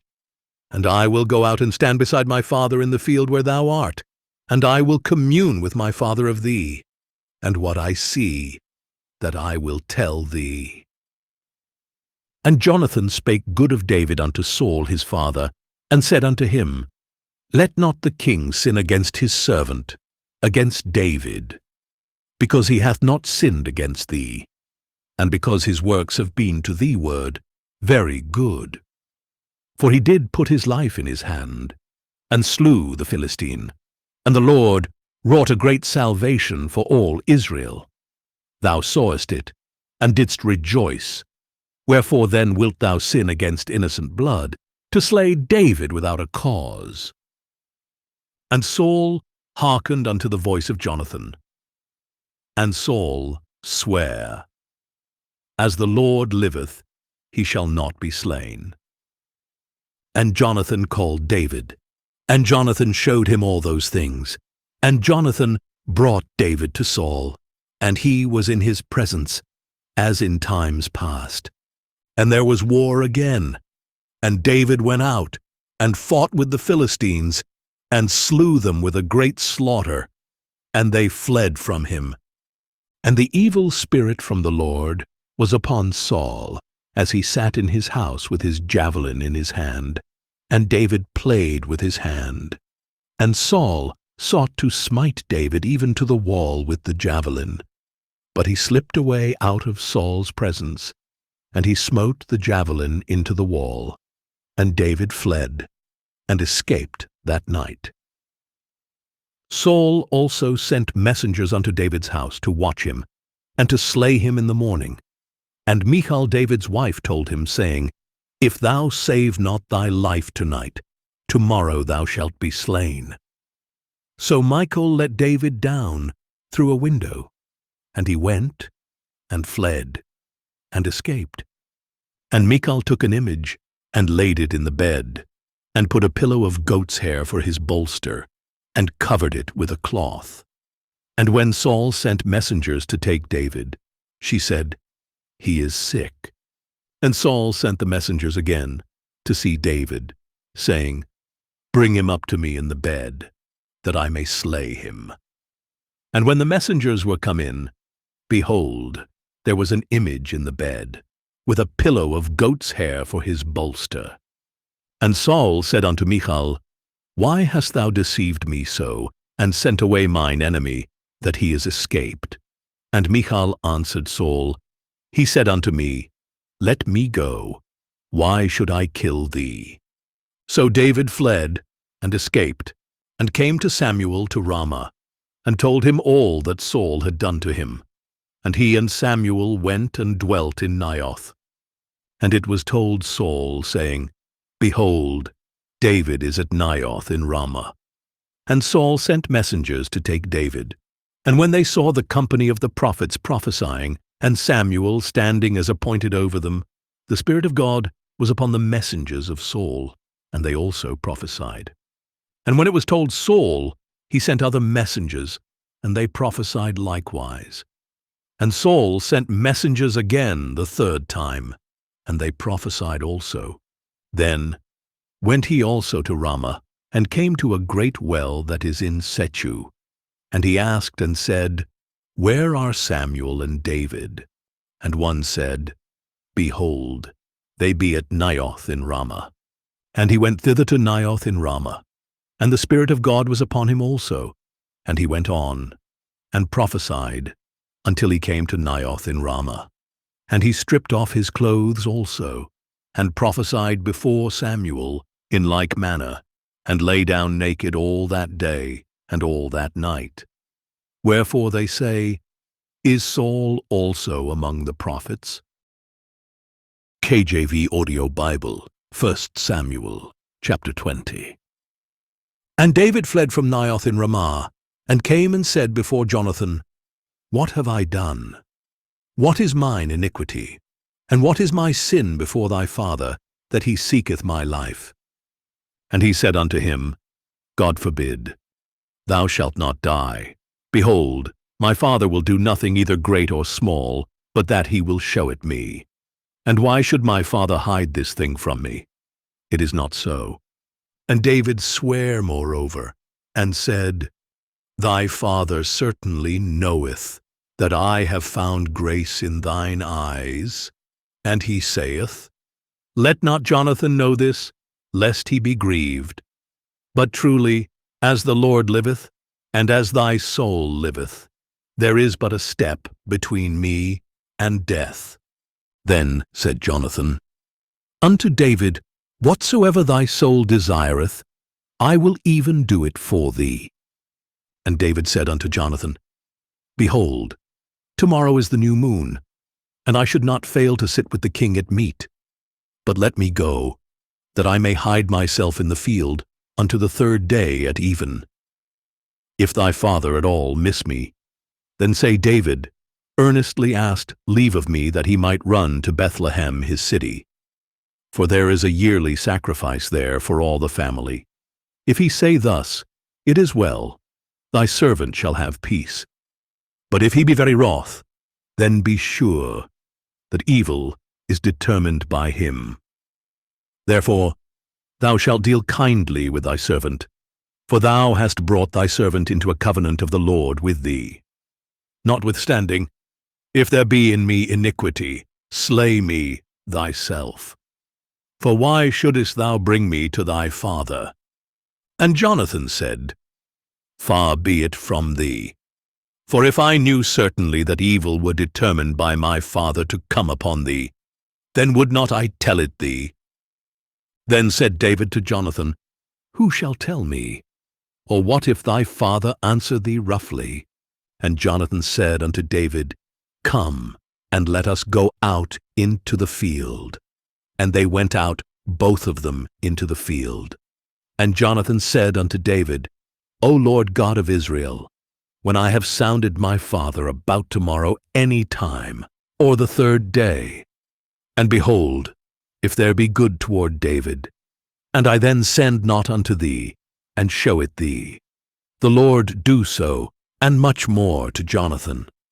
But if it please my father to do thee evil, then I will show it thee, and send thee away, that thou mayest go in peace. And the Lord be with thee, as he hath been with my father. And thou shalt not only while yet I live show me the kindness of the Lord, that I die not, but also thou shalt not cut off thy kindness from my house forever. No, not when the Lord hath cut off the enemies of David, every one from the face of the earth. So Jonathan made a covenant with the house of David, saying, Let the Lord even require it at the hand of David's enemies. And Jonathan caused David to swear again, because he loved him, for he loved him as he loved his own soul. Then Jonathan said to David, Tomorrow is the new moon, and thou shalt be missed, because thy seat will be empty. And when thou hast stayed 3 days, then thou shalt go down quickly, and come to the place where thou didst hide thyself when the business was in hand, and shalt remain by the stone easel. And I will shoot 3 arrows on the side thereof, as though I shot at a mark. And behold, I will send a lad, saying, Go, find out the arrows. If I expressly say unto the lad, Behold, the arrows are on this side of thee, take them, then come thou, for there is peace to thee and no hurt, as the Lord liveth. But if I say thus unto the young man, Behold, the arrows are beyond thee, go thy way, for the Lord hath sent thee away. And as touching the matter which thou and I have spoken of, behold, The Lord be between thee and me forever." So David hid himself in the field, and when the new moon was come, the king sat him down to eat meat. And the king sat upon his seat, as at other times, even upon a seat by the wall. And Jonathan arose, and Abner sat by Saul's side, and David's place was empty. Nevertheless, Saul spake not anything that day, for he thought, "Something hath befallen him, he is not clean, surely he is not clean." And it came to pass on the morrow, which was the 2nd day of the month, that David's place was empty. And Saul said unto Jonathan his son, "Wherefore cometh not the son of Jesse to meat, neither yesterday nor today?" And Jonathan answered Saul, "David earnestly asked leave of me to go to Bethlehem. And he said, Let me go, I pray thee, for our family hath a sacrifice in the city, and my brother, he hath commanded me to be there. And now, if I have found favor in thine eyes, let me get away, I pray thee, and see my brethren. Therefore he cometh not unto the king's table." Then Saul's anger was kindled against Jonathan, and he said unto him, "Thou son of the perverse rebellious woman, do not I know that thou hast chosen the son of Jesse to thine own confusion, and unto the confusion of thy mother's nakedness? For as long as the son of Jesse liveth upon the ground, thou shalt not be established, nor thy kingdom. Wherefore now send and fetch him unto me, for he shall surely die." And Jonathan answered Saul his father, and said unto him, "Wherefore shall he be slain? What hath he done?" And Saul cast a javelin at him to smite him, whereby Jonathan knew that it was determined of his father to slay David. So Jonathan arose from the table in fierce anger, and did eat no meat the 2nd day of the month. For he was grieved for David, because his father had done him shame. And it came to pass in the morning that Jonathan went out into the field at the time appointed with David, and a little lad with him. And he said unto his lad, "Run, find out now the arrows which I shoot." And as the lad ran, he shot an arrow beyond him. And when the lad was come to the place of the arrow which Jonathan had shot, Jonathan cried after the lad, and said, "Is not the arrow beyond thee?" And Jonathan cried after the lad, "Make speed, haste, stay not." And Jonathan's lad gathered up the arrows, and came to his master. But the lad knew not anything. Only Jonathan and David knew the matter.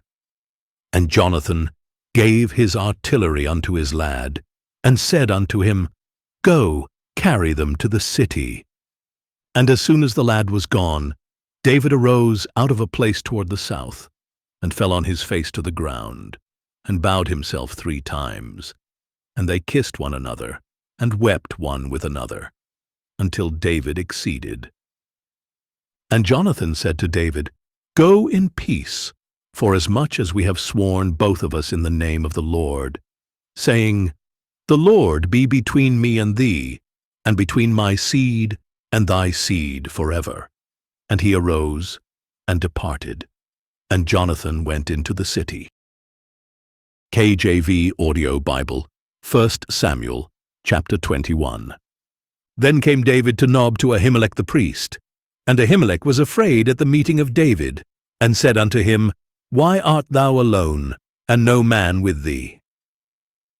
And David said unto Ahimelech the priest, The king hath commanded me a business, and hath said unto me, Let no man know anything of the business whereabout I send thee, and what I have commanded thee, and I have appointed my servants to such and such a place. Now therefore what is under thine hand? Give me 5 loaves of bread in mine hand, or what there is present. And the priest answered David, and said, There is no common bread under mine hand, but there is hallowed bread, if the young men have kept themselves at least from women. And David answered the priest, and said unto him, Of a truth women have been kept from us about these 3 days. since I came out, and the vessels of the young men are holy, and the bread is in a manner common. Yea, though it was sanctified this day in the vessel. So the priest gave him hallowed bread, for there was no bread there but the shewbread that was taken from before the Lord, to put hot bread in the day when it was taken away. Now a certain man of the servants of Saul was there that day, detained before the Lord, and his name was Doeg, an Edomite, the chiefest of the herdmen that belonged to Saul. And David said unto Ahimelech, And is there not here under thine hand spear or sword? For I have neither brought my sword nor my weapons with me, because the king's business required haste. And the priest said, The sword of Goliath, the Philistine, whom thou slewest in the valley of Elah, behold, it is here wrapped in a cloth behind the ephod. If thou wilt take that, take it, for there is no other save that here. And David said, There is none like that. Give it me. And David arose, and fled that day for fear of Saul, and went to Achish, the king of Gath. And the servants of Achish said unto him, Is not this David the king of the land? Did they not sing one to another of him in dances, saying, Saul hath slain his thousands, and David his 10,000s. And David laid up these words in his heart, and was sore afraid of Achish, the king of Gath. And he changed his behavior before them, and feigned himself mad in their hands, and scrabbled on the doors of the gate, and let his spittle fall down upon his beard. Then said Achish unto his servants, Lo, ye see the man is mad. Wherefore then have ye brought him to me? Have I need of mad men, that ye have brought this fellow to play the madman in my presence? Shall this fellow come into my house? KJV Audio Bible, 1 Samuel, chapter 22. David therefore departed thence, and escaped to the cave Adullam. And when his brethren and all his father's house heard it, they went down thither to him. And every one that was in distress, and every one that was in debt, and every one that was discontented, gathered themselves unto him.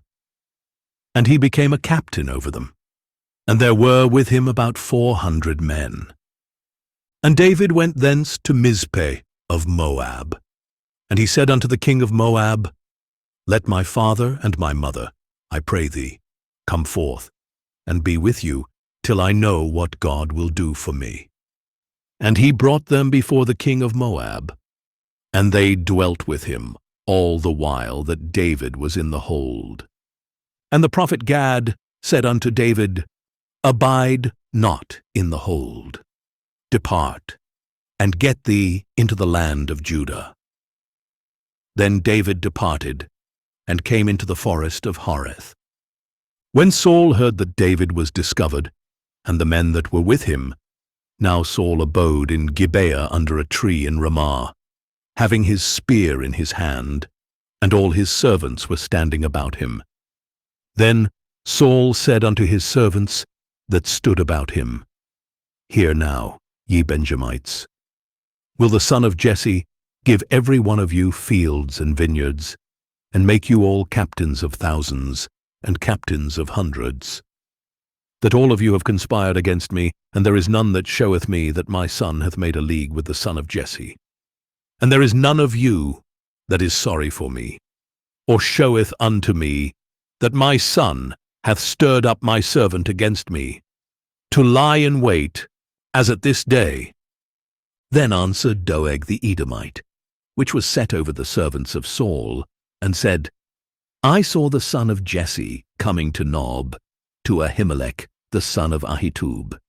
And he inquired of the Lord for him, and gave him victuals, and gave him the sword of Goliath the Philistine. Then the king sent to call Ahimelech the priest, the son of Ahitub, and all his father's house, the priests that were in Nob. And they came all of them to the king. And Saul said, Hear now, thou son of Ahitub. And he answered, Here I am, my lord. And Saul said unto him, Why have ye conspired against me, thou and the son of Jesse? In that thou hast given him bread, and a sword, and hast inquired of God for him, that he should rise against me to lie in wait, as at this day? Then Ahimelech answered the king and said, And who is so faithful among all thy servants as David, which is the king's son-in-law, and goeth at thy bidding, and is honorable in thine house? Did I then begin to inquire of God for him? Be it far from me. Let not the king impute anything unto his servant, nor to all the house of my father. For thy servant knew nothing of all this, less or more. And the king said, Thou shalt surely die, Ahimelech, thou, and all thy father's house. And the king said unto the footmen that stood about him, Turn, and slay the priests of the Lord, because their hand also is with David, and because they knew when he fled, and did not show it to me. But the servants of the king would not put forth their hand to fall upon the priests of the Lord. And the king said to Doeg, Turn thou, and fall upon the priests. And Doeg the Edomite turned, and he fell upon the priests, and slew on that day 75 persons that did wear a linen ephod. And Nob, the city of the priests, smote he with the edge of the sword, both men and women, children and sucklings, and oxen, and asses and sheep, with the edge of the sword. And one of the sons of Ahimelech, the son of Ahitub, named Abiathar, escaped, and fled after David. And Abiathar showed David that Saul had slain the Lord's priests. And David said unto Abiathar, I knew it that day, when Doeg the Edomite was there, that he would surely tell Saul, I have occasioned the death of all the persons of thy father's house. Abide thou with me, fear not, for he that seeketh my life seeketh thy life. But with me thou shalt be in safeguard. KJV Audio Bible, 1 Samuel, chapter 23. Then they told David, saying, Behold, the Philistines fight against Keilah, and they rob the threshing floors. Therefore David inquired of the Lord, saying, Shall I go and smite these Philistines? And the Lord said unto David, Go and smite the Philistines, and save Keilah. And David's men said unto him, Behold, we be afraid here in Judah. How much more then, if we come to Keilah against the armies of the Philistines? Then David inquired of the Lord yet again. And the Lord answered him and said, Arise, go down to Keilah, for I will deliver the Philistines into thine hand. So David and his men went to Keilah, and fought with the Philistines, and brought away their cattle, and smote them with a great slaughter. So David saved the inhabitants of Keilah. And it came to pass, when Abiathar the son of Ahimelech fled to David to Keilah, that he came down with an ephod in his hand. And it was told Saul that David was come to Keilah. And Saul said, God hath delivered him into mine hand, for he is shut in, by entering into a town that hath gates and bars. And Saul called all the people together to war, to go down to Keilah, to besiege David and his men. And David knew that Saul secretly practiced mischief against him. And he said to Abiathar the priest, Bring hither the ephod. Then said David, O Lord God of Israel, thy servant hath certainly heard that Saul seeketh to come to Keilah, to destroy the city for my sake. Will the men of Keilah deliver me up into his hand? Will Saul come down, as thy servant hath heard? O Lord God of Israel, I beseech thee, tell thy servant. And the Lord said, He will come down. Then said David, Will the men of Keilah deliver me and my men into the hand of Saul? And the Lord said, They will deliver thee up. Then David and his men, which were about 600, arose and departed out of Keilah, and went whithersoever they could go. And it was told Saul that David was escaped from Keilah, and he forbare to go forth. And David abode in the wilderness in strong holds, and remained in a mountain in the wilderness of Ziph. And Saul sought him every day, but God delivered him not into his hand. And David saw that Saul was come out to seek his life, and David was in the wilderness of Ziph in a wood. And Jonathan Saul's son arose, and went to David into the wood, and strengthened his hand in God. And he said unto him, Fear not, for the hand of Saul, my father, shall not find thee, and thou shalt be king over Israel, and I shall be next unto thee, and that also Saul, my father, knoweth. And they two made a covenant before the Lord, and David abode in the wood, and Jonathan went to his house. Then came up the Ziphites to Saul to Gibeah, saying, Doth not David hide himself with us in strong holds in the wood, in the hill of Hachilah, which is on the south of Jeshimon? Now therefore, O king, come down according to all the desire of thy soul to come down, and our part shall be to deliver him into the king's hand. And Saul said, Blessed be ye of the Lord, for ye have compassion on me. Go, I pray you, prepare yet, and know and see his place where his haunt is, and who hath seen him there. For it is told me that he dealeth very subtly. See therefore, and take knowledge of all the lurking places where he hideth himself, and come ye again to me with the certainty, and I will go with you. And it shall come to pass, if he be in the land, that I will search him out throughout all the thousands of Judah. And they arose, and went to Ziph before Saul. But David and his men were in the wilderness of Maon, in the plain on the south of Jeshimon. Saul also and his men went to seek him. And they told David, wherefore he came down into a rock, and abode in the wilderness of Maon.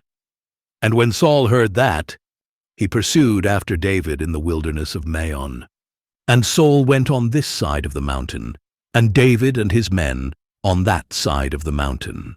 And David made haste to get away for fear of Saul. For Saul and his men compassed David and his men round about to take them.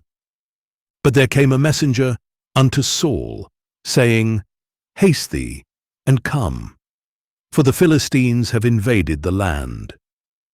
Wherefore Saul returned from pursuing after David, and went against the Philistines. Therefore they called that place Selahammalekoth. And David went up from thence, and dwelt in strong holds at Engedi. KJV Audio Bible, 1 Samuel, chapter 24. And it came to pass, when Saul was returned from following the Philistines, that it was told him, saying, Behold, David is in the wilderness of Engedi. Then Saul took 3,000 chosen men out of all Israel, and went to seek David and his men upon the rocks of the wild goats. And he came to the sheepcotes by the way, where was a cave. And Saul went in to cover his feet. And David and his men remained in the sides of the cave. And the men of David said unto him, Behold, the day of which the Lord said unto thee, Behold, I will deliver thine enemy into thine hand, that thou mayest do to him as it shall seem good unto thee. Then David arose, and cut off the skirt of Saul's robe privily. And it came to pass afterward, that David's heart smote him, because he had cut off Saul's skirt. And he said unto his men, The Lord forbid that I should do this thing unto my master, the Lord's anointed, to stretch forth mine hand against him, seeing he is the anointed of the Lord. So David stayed his servants with these words, and suffered them not to rise against Saul. But Saul rose up out of the cave, and went on his way. David also arose afterward, and went out of the cave, and cried after Saul, saying, My lord the king. And when Saul looked behind him, David stooped with his face to the earth, and bowed himself. And David said to Saul, Wherefore hearest thou men's words, saying, Behold, David seeketh thy hurt. Behold, this day thine eyes have seen how that the Lord had delivered thee today into mine hand in the cave. And some bade me kill thee, but mine eye spared thee. And I said, I will not put forth mine hand against my Lord, for he is the Lord's anointed. Moreover, my father, see, yea, see the skirt of thy robe in my hand, for in that I cut off the skirt of thy robe, and killed thee not, know thou, and see that there is neither evil nor transgression in mine hand. And I have not sinned against thee, yet thou huntest my soul to take it. The Lord judge between me and thee, and the Lord avenge me of thee. But mine hand shall not be upon thee. As saith the proverb of the ancients, wickedness proceedeth from the wicked, but mine hand shall not be upon thee. After whom is the king of Israel come out? After whom dost thou pursue? After a dead dog, after a flea. The Lord therefore be judge, and judge between me and thee, and see and plead my cause, and deliver me out of thine hand. And it came to pass, when David had made an end of speaking these words unto Saul, that Saul said, Is this thy voice, my son David? And Saul lifted up his voice, and wept. And he said to David, Thou art more righteous than I, for thou hast rewarded me good, whereas I have rewarded thee evil. And thou hast showed this day how that thou hast dealt well with me. Forasmuch as when the Lord had delivered me into thine hand, thou killedst me not. For if a man find his enemy, will he let him go well away? Wherefore the Lord reward thee good for that thou hast done unto me this day. And now, behold, I know well that thou shalt surely be king, and that the kingdom of Israel shall be established in thine hand. Swear now therefore unto me by the Lord, that thou wilt not cut off my seed after me, and that thou wilt not destroy my name out of my father's house. And David sware unto Saul. And Saul went home. But David and his men gat them up unto the hold. KJV Audio Bible, 1 Samuel, chapter 25. And Samuel died, and all the Israelites were gathered together, and lamented him, and buried him in his house at Ramah. And David arose, and went down to the wilderness of Paran. And there was a man in Maon, whose possessions were in Carmel, and the man was very great. And he had 3,000 sheep, and 1,000 goats, and he was shearing his sheep in Carmel. Now the name of the man was Nabal, and the name of his wife Abigail, and she was a woman of good understanding, and of a beautiful countenance. But the man was churlish and evil in his doings, and he was of the house of Caleb. And David heard in the wilderness that Nabal did shear his sheep. And David sent out 10 young men. And David said unto the young men, Get you up to Carmel, and go to Nabal, and greet him in my name. And thus shall ye say to him that liveth in prosperity, Peace be both to thee, and peace be to thine house, and peace be unto all that thou hast. And now I have heard that thou hast shearers.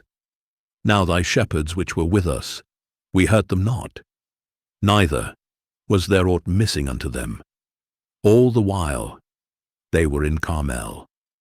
Ask thy young men, and they will show thee. Wherefore let the young men find favor in thine eyes, for we come in a good day. Give, I pray thee, whatsoever cometh to thine hand unto thy servants, and to thy son David. And when David's young men came, they spake to Nabal according to all those words in the name of David, and ceased. And Nabal answered David's servants, and said, Who is David, and who is the son of Jesse? There be many servants nowadays that break away every man from his master. Shall I then take my bread, and my water, and my flesh, that I've killed for my shearers, and give it unto men, whom I know not whence they be? So David's young men turned their way, and went again, and came and told him all those sayings. And David said unto his men, Gird ye on every man his sword. And they girded on every man his sword. And David also girded on his sword. And there went up after David about 400 men, and 200 abode by the stuff. But one of the young men told Abigail, Nabal's wife, saying, Behold, David sent messengers out of the wilderness to salute our master, and he railed on them. But the men were very good unto us, and we were not hurt, neither missed we anything, as long as we were conversant with them, when we were in the fields. They were a wall unto us both by night and day, all the while we were with them keeping the sheep. Now therefore know and consider what thou wilt do. For evil is determined against our master, and against all his household. For he is such a son of Belial, that a man cannot speak to him. Then Abigail made haste, and took 200 loaves, and 2 bottles of wine, and 5 sheep ready dressed, and 5 measures of parched corn, and 100 clusters of raisins, and 200 cakes of figs, and laid them on asses. And she said unto her servants, Go on before me. Behold, I come after you. But she told not her husband Nabal. And it was so, as she rode on the ass, that she came down by the covert of the hill. And behold, David and his men came down against her, and she met them. Now David had said, Surely in vain have I kept all that this fellow hath in the wilderness, so that nothing was missed of all that pertained unto him. And he hath requited me evil for good. So, and more also, do God unto the enemies of David, if I leave of all that pertain to him by the morning light any that pisseth against the wall. And when Abigail saw David, she hasted, and lighted off the ass, and fell before David on her face, and bowed herself to the ground, and fell at his feet, and said, Upon me, my lord, upon me, let this iniquity be.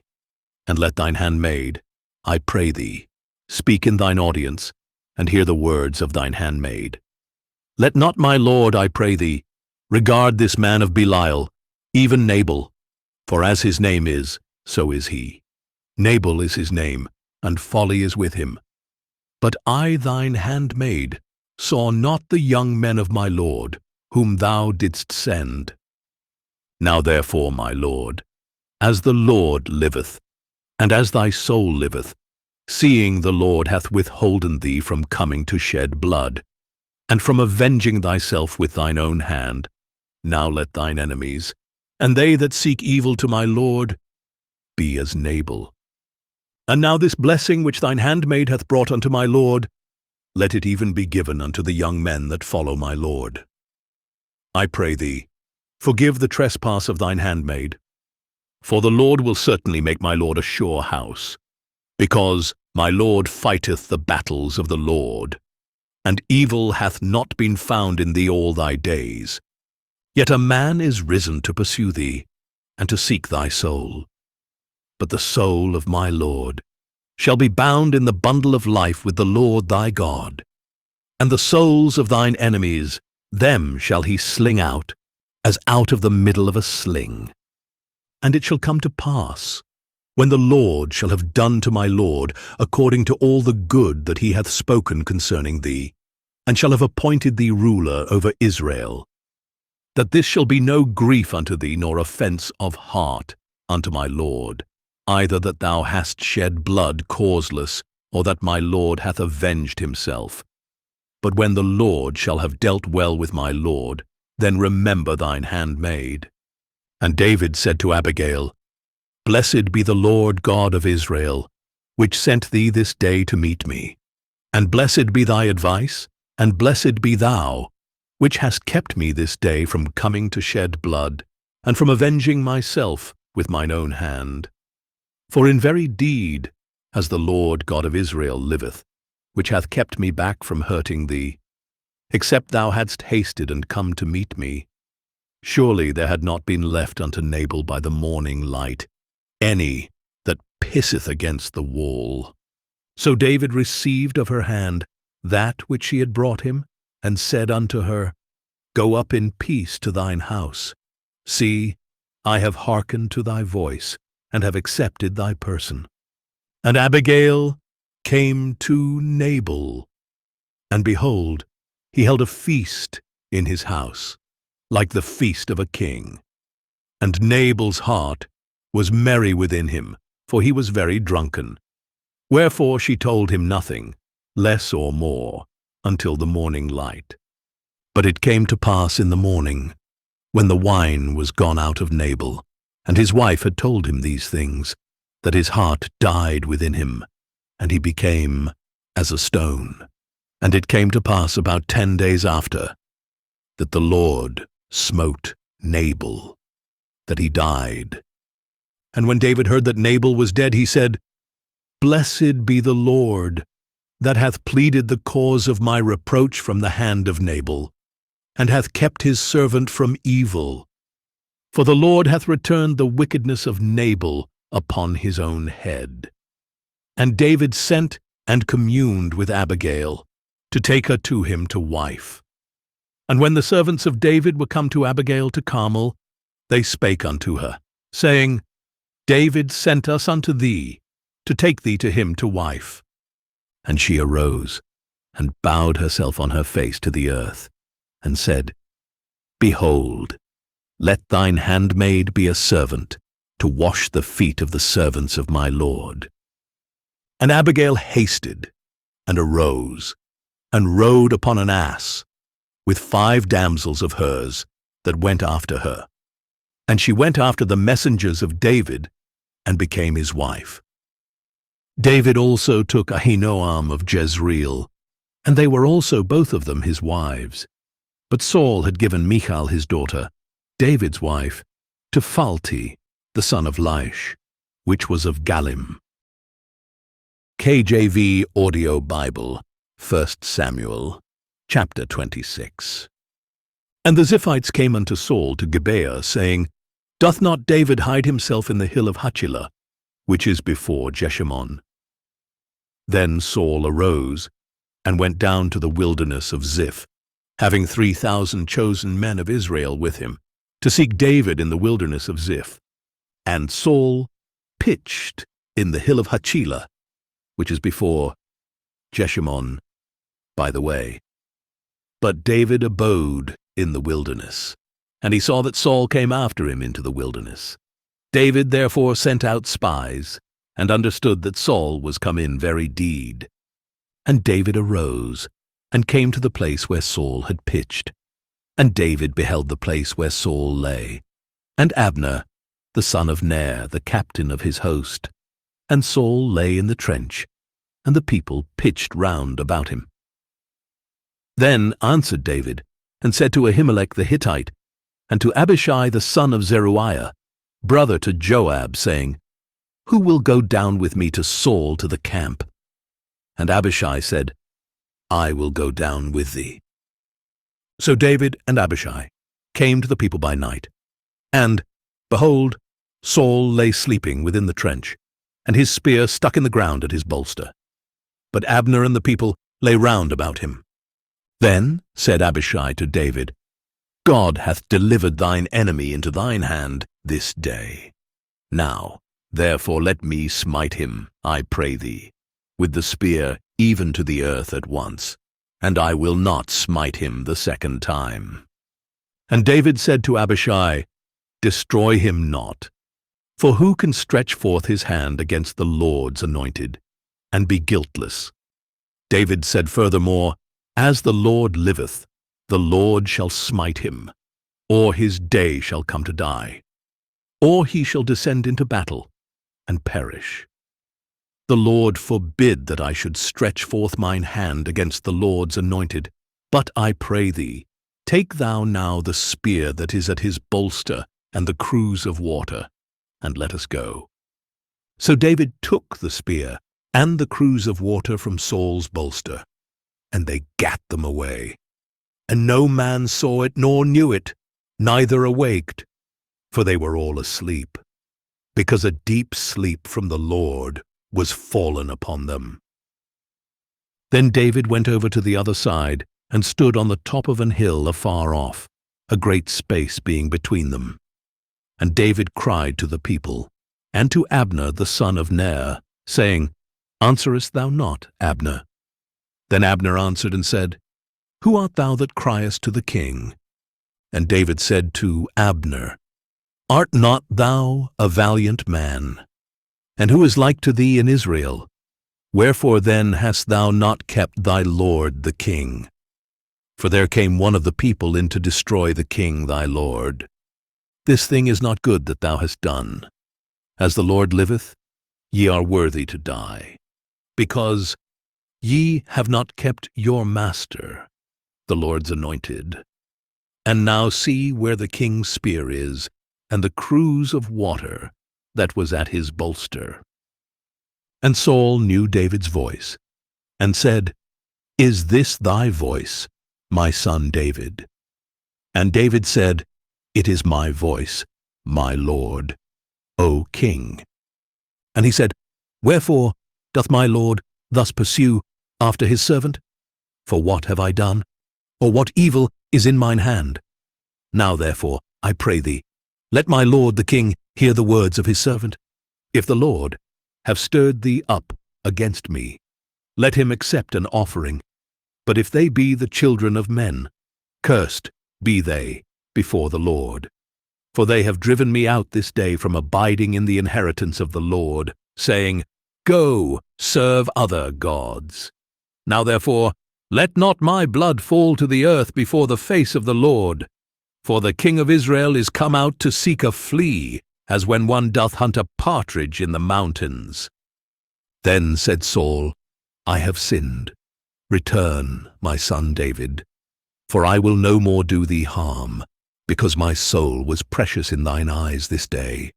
Behold, I have played the fool, and have erred exceedingly. And David answered, and said, Behold the king's spear, and let one of the young men come over and fetch it. The Lord render to every man his righteousness and his faithfulness. For the Lord delivered thee into my hand today, but I would not stretch forth mine hand against the Lord's anointed. And behold, as thy life was much set by this day in mine eyes, so let my life be much set by in the eyes of the Lord, and let him deliver me out of all tribulation. Then Saul said to David, Blessed be thou, my son David. Thou shalt both do great things, and also shalt still prevail. So David went on his way, and Saul returned to his place. KJV Audio Bible, 1 Samuel, chapter 27. And David said in his heart, I shall now perish one day by the hand of Saul. There is nothing better for me than that I should speedily escape into the land of the Philistines. And Saul shall despair of me, to seek me any more, in any coast of Israel. So shall I escape out of his hand. And David arose, and he passed over with the 600 men that were with him unto Achish, the son of Maoch, king of Gath. And David dwelt with Achish at Gath, he and his men, every man with his household, even David with his 2 wives, Ahinoam the Jezreelitess, and Abigail the Carmelitess, Nabal's wife. And it was told Saul that David was fled to Gath, and he sought no more again for him. And David said unto Achish, If I have now found grace in thine eyes, let them give me a place in some town in the country, that I may dwell there. For why should thy servant dwell in the royal city with thee? Then Achish gave him Ziklag that day. Wherefore Ziklag pertaineth unto the kings of Judah unto this day. And the time that David dwelt in the country of the Philistines was a full year and 4 months. And David and his men went up and invaded the Geshurites, and the Gezrites, and the Amalekites. For those nations were of old the inhabitants of the land, as thou goest to Shur, even unto the land of Egypt. And David smote the land, and left neither man nor woman alive, and took away the sheep, and the oxen, and the asses, and the camels, and the apparel, and returned, and came to Achish. And Achish said, Whither have ye made a road today? And David said, Against the south of Judah, and against the south of the Jerahmeelites, and against the south of the Kenites. And David saved neither man nor woman alive, to bring tidings to Gath, saying, Lest they should tell on us, saying, So did David, and so will be his manner all the while he dwelleth in the country of the Philistines. And Achish believed David, saying, He hath made his people, Israel, utterly to abhor him. Therefore he shall be my servant forever. KJV Audio Bible, 1 Samuel, chapter 28. And it came to pass in those days that the Philistines gathered their armies together for warfare, to fight with Israel. And Achish said unto David, Know thou assuredly that thou shalt go out with me to battle, thou and thy men. And David said to Achish, Surely thou shalt know what thy servant can do. And Achish said to David, Therefore will I make thee keeper of mine head forever.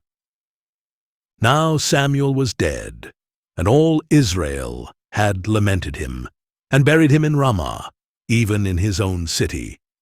And Saul had put away those that had familiar spirits, and the wizards, out of the land.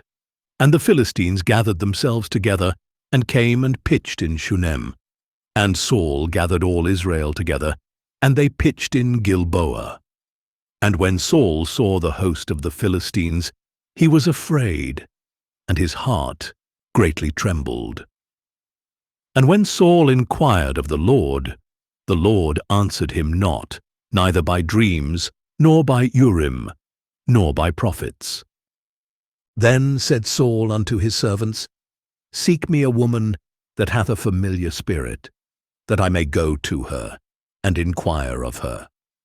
And his servants said to him, Behold, there is a woman that hath a familiar spirit at Endor.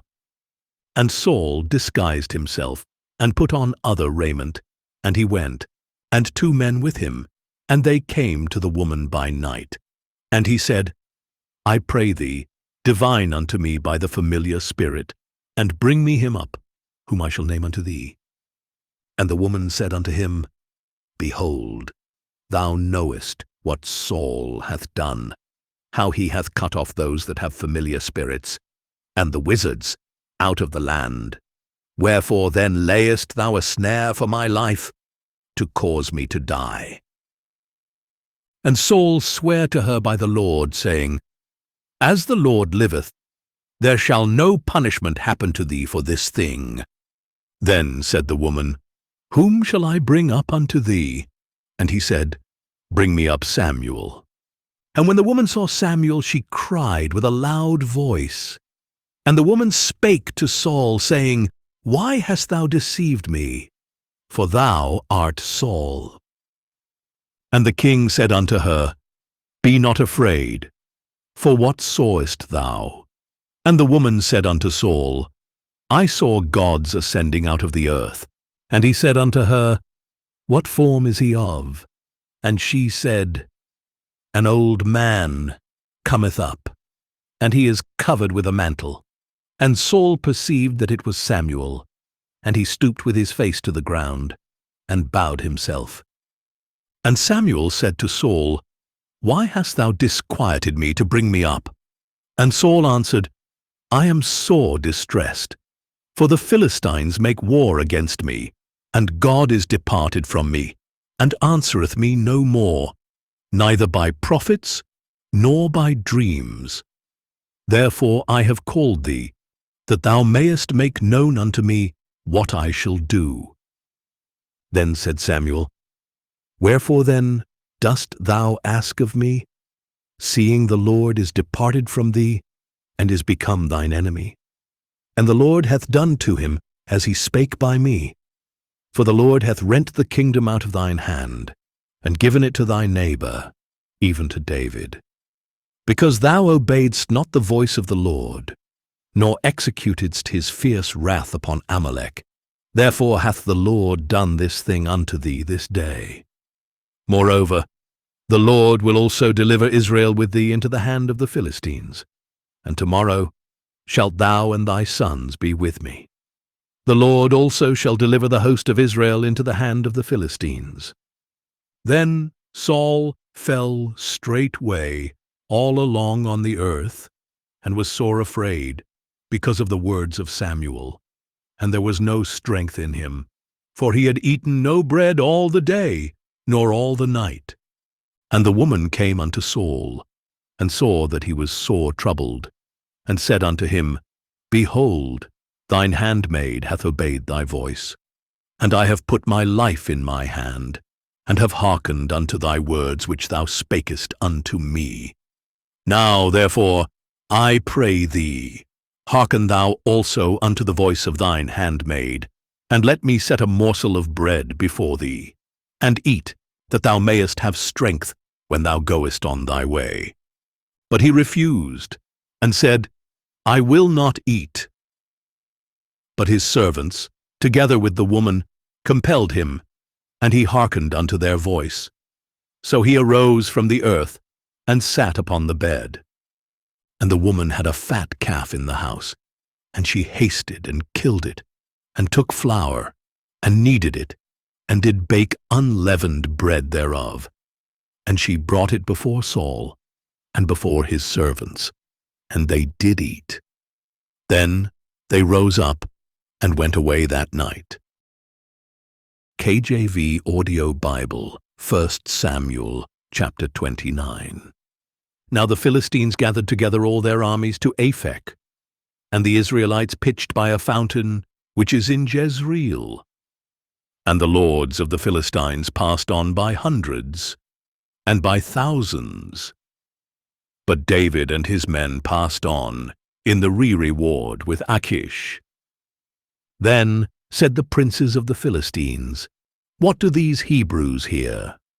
And Achish said unto the princes of the Philistines, Is not this David, the servant of Saul the king of Israel, which hath been with me these days, or these years? And I have found no fault in him, since he fell unto me unto this day. And the princes of the Philistines were wroth with him. And the princes of the Philistines said unto him, Make this fellow return, that he may go again to his place which thou hast appointed him, and let him not go down with us to battle, lest in the battle he be an adversary to us. For wherewith should he reconcile himself unto his master? Should it not be with the heads of these men? Is not this David, of whom they sang one to another in dances, saying, Saul slew his thousands, and David his 10,000s? Then Achish called David, and said unto him, Surely, as the Lord liveth, thou hast been upright, and thy going out, and thy coming in with me in the host, is good in my sight. For I have not found evil in thee, since the day of thy coming unto me unto this day. Nevertheless, the Lord's favour thee not. Wherefore now Return, and go in peace, that thou displease not the lords of the Philistines. And David said unto Achish, But what have I done? And what hast thou found in thy servant, so long as I have been with thee unto this day, that I may not go fight against the enemies of my lord the king? And Achish answered and said to David, I know that thou art good in my sight, as an angel of God. Notwithstanding the princes of the Philistines have said, He shall not go up with us to the battle. Wherefore now, rise up early in the morning, with thy master's servants that are come with thee. And as soon as ye be up early in the morning, and have light, depart. So David and his men rose up early to depart in the morning, to return into the land of the Philistines. And the Philistines went up to Jezreel. KJV Audio Bible, 1 Samuel, chapter 30. And it came to pass, when David and his men were come to Ziklag on the third day, that the Amalekites had invaded the south, and Ziklag, and smitten Ziklag, and burned it with fire, and had taken the women captives that were therein. They slew not any, either great or small, but carried them away, and went on their way. So David and his men came to the city, and, behold, it was burned with fire, and their wives, and their sons, and their daughters were taken captives. Then David and the people that were with him lifted up their voice, and wept, until they had no more power to weep. And David's 2 wives were taken captives, Ahinoam the Jezreelitess, and Abigail the wife of Nabal the Carmelite. And David was greatly distressed, for the people spake of stoning him, because the soul of all the people was grieved, every man for his sons and for his daughters. But David encouraged himself in the Lord his God. And David said to Abiathar the priest, Ahimelech's son, I pray thee, bring me hither the ephod. And Abiathar brought thither the ephod to David. And David inquired at the Lord, saying, Shall I pursue after this troop? Shall I overtake them? And he answered him, Pursue, for thou shalt surely overtake them, and without fail recover all. So David went, he and the 600 men that were with him, and came to the brook Besor, where those that were left behind stayed. But David pursued, he and 400 men, for 200 abode behind, which were so faint that they could not go over the brook Besor. And they found an Egyptian in the field, and brought him to David, and gave him bread. And he did eat, and they made him drink water. And they gave him a piece of a cake of figs, and 2 clusters of raisins. And when he had eaten, his spirit came again to him, for he had eaten no bread, nor drunk any water, 3 days and 3 nights. And David said unto him, To whom belongest thou, and whence art thou? And he said, I am a young man of Egypt, servant to an Amalekite, and my master left me, because 3 days agone I fell sick. We made an invasion upon the south of the Cherethites, and upon the coast which belongeth to Judah, and upon the south of Caleb, and we burned Ziklag with fire. And David said to him, Canst thou bring me down to this company?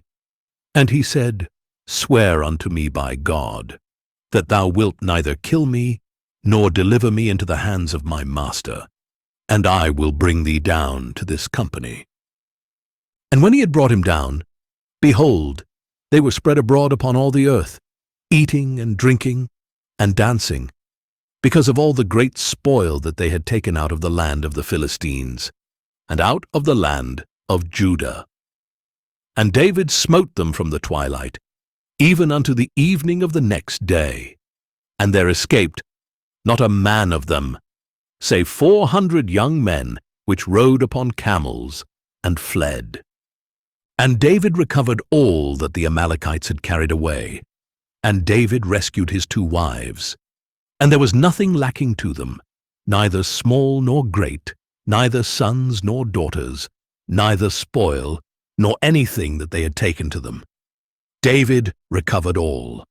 And David took all the flocks and the herds, which they drave before those other cattle, and said, "This is David's spoil." And David came to the 200 men, which were so faint that they could not follow David, whom they had made also to abide at the brook Besor. And they went forth to meet David, and to meet the people that were with him. And when David came near to the people, he saluted them. Then answered all the wicked men and men of Belial, of those that went with David, and said, "Because they went not with us, we will not give them aught of the spoil that we have recovered, save to every man his wife and his children, that they may lead them away and depart." Then said David, "Ye shall not do so, my brethren, with that which the Lord hath given us, who hath preserved us, and delivered the company that came against us into our hand. For who will hearken unto you in this matter? But as his part is that goeth down to the battle, so shall his part be that tarrieth by the stuff. They shall part alike." And it was so from that day forward, that he made it a statute and an ordinance for Israel unto this day.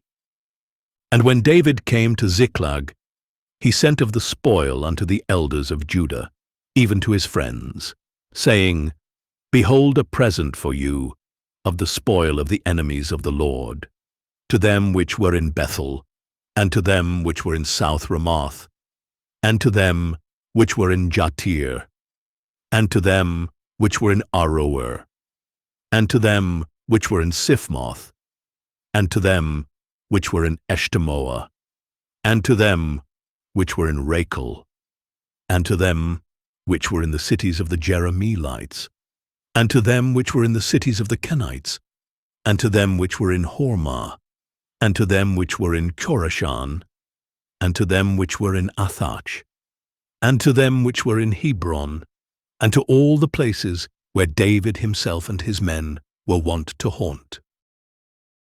KJV Audio Bible, 1 Samuel, chapter 31. Now the Philistines fought against Israel, and the men of Israel fled from before the Philistines, and fell down slain in Mount Gilboa. And the Philistines followed hard upon Saul and upon his sons, and the Philistines slew Jonathan and Abinadab and Malchishua, Saul's sons. And the battle went sore against Saul, and the archers hit him, and he was sore wounded of the archers. Then said Saul unto his armor-bearer, "Draw thy sword, and thrust me through therewith, lest these uncircumcised come and thrust me through, and abuse me." But his armor-bearer would not, for he was sore afraid. Therefore Saul took a sword, and fell upon it. And when his armor-bearer saw that Saul was dead, he fell likewise upon his sword, and died with him. So Saul died, and his 3 sons, and his armor-bearer, and all his men, that same day together. And when the men of Israel that were on the other side of the valley, and they that were on the other side Jordan, saw that the men of Israel fled, and that Saul and his sons were dead, they forsook the cities and fled, and the Philistines came and dwelt in them. And it came to pass on the morrow, when the Philistines came to strip the slain, that they found Saul and his 3 sons fallen in Mount Gilboa. And they cut off his head, and stripped off his armor, and sent into the land of the Philistines round about, to publish it in the house of their idols, and among the people. And they put his armor in the house of Ashtaroth, and they fastened his body to the wall of Bethshan. And when the inhabitants of Jabesh-Gilead heard of that which the Philistines had done to Saul, all the valiant men arose, and went all night, and took the body of Saul and the bodies of his sons, from the wall of Beth-shan, and came to Jabesh, and burnt them there. And they took their bones, and buried them under a tree at Jabesh, and fasted 7 days.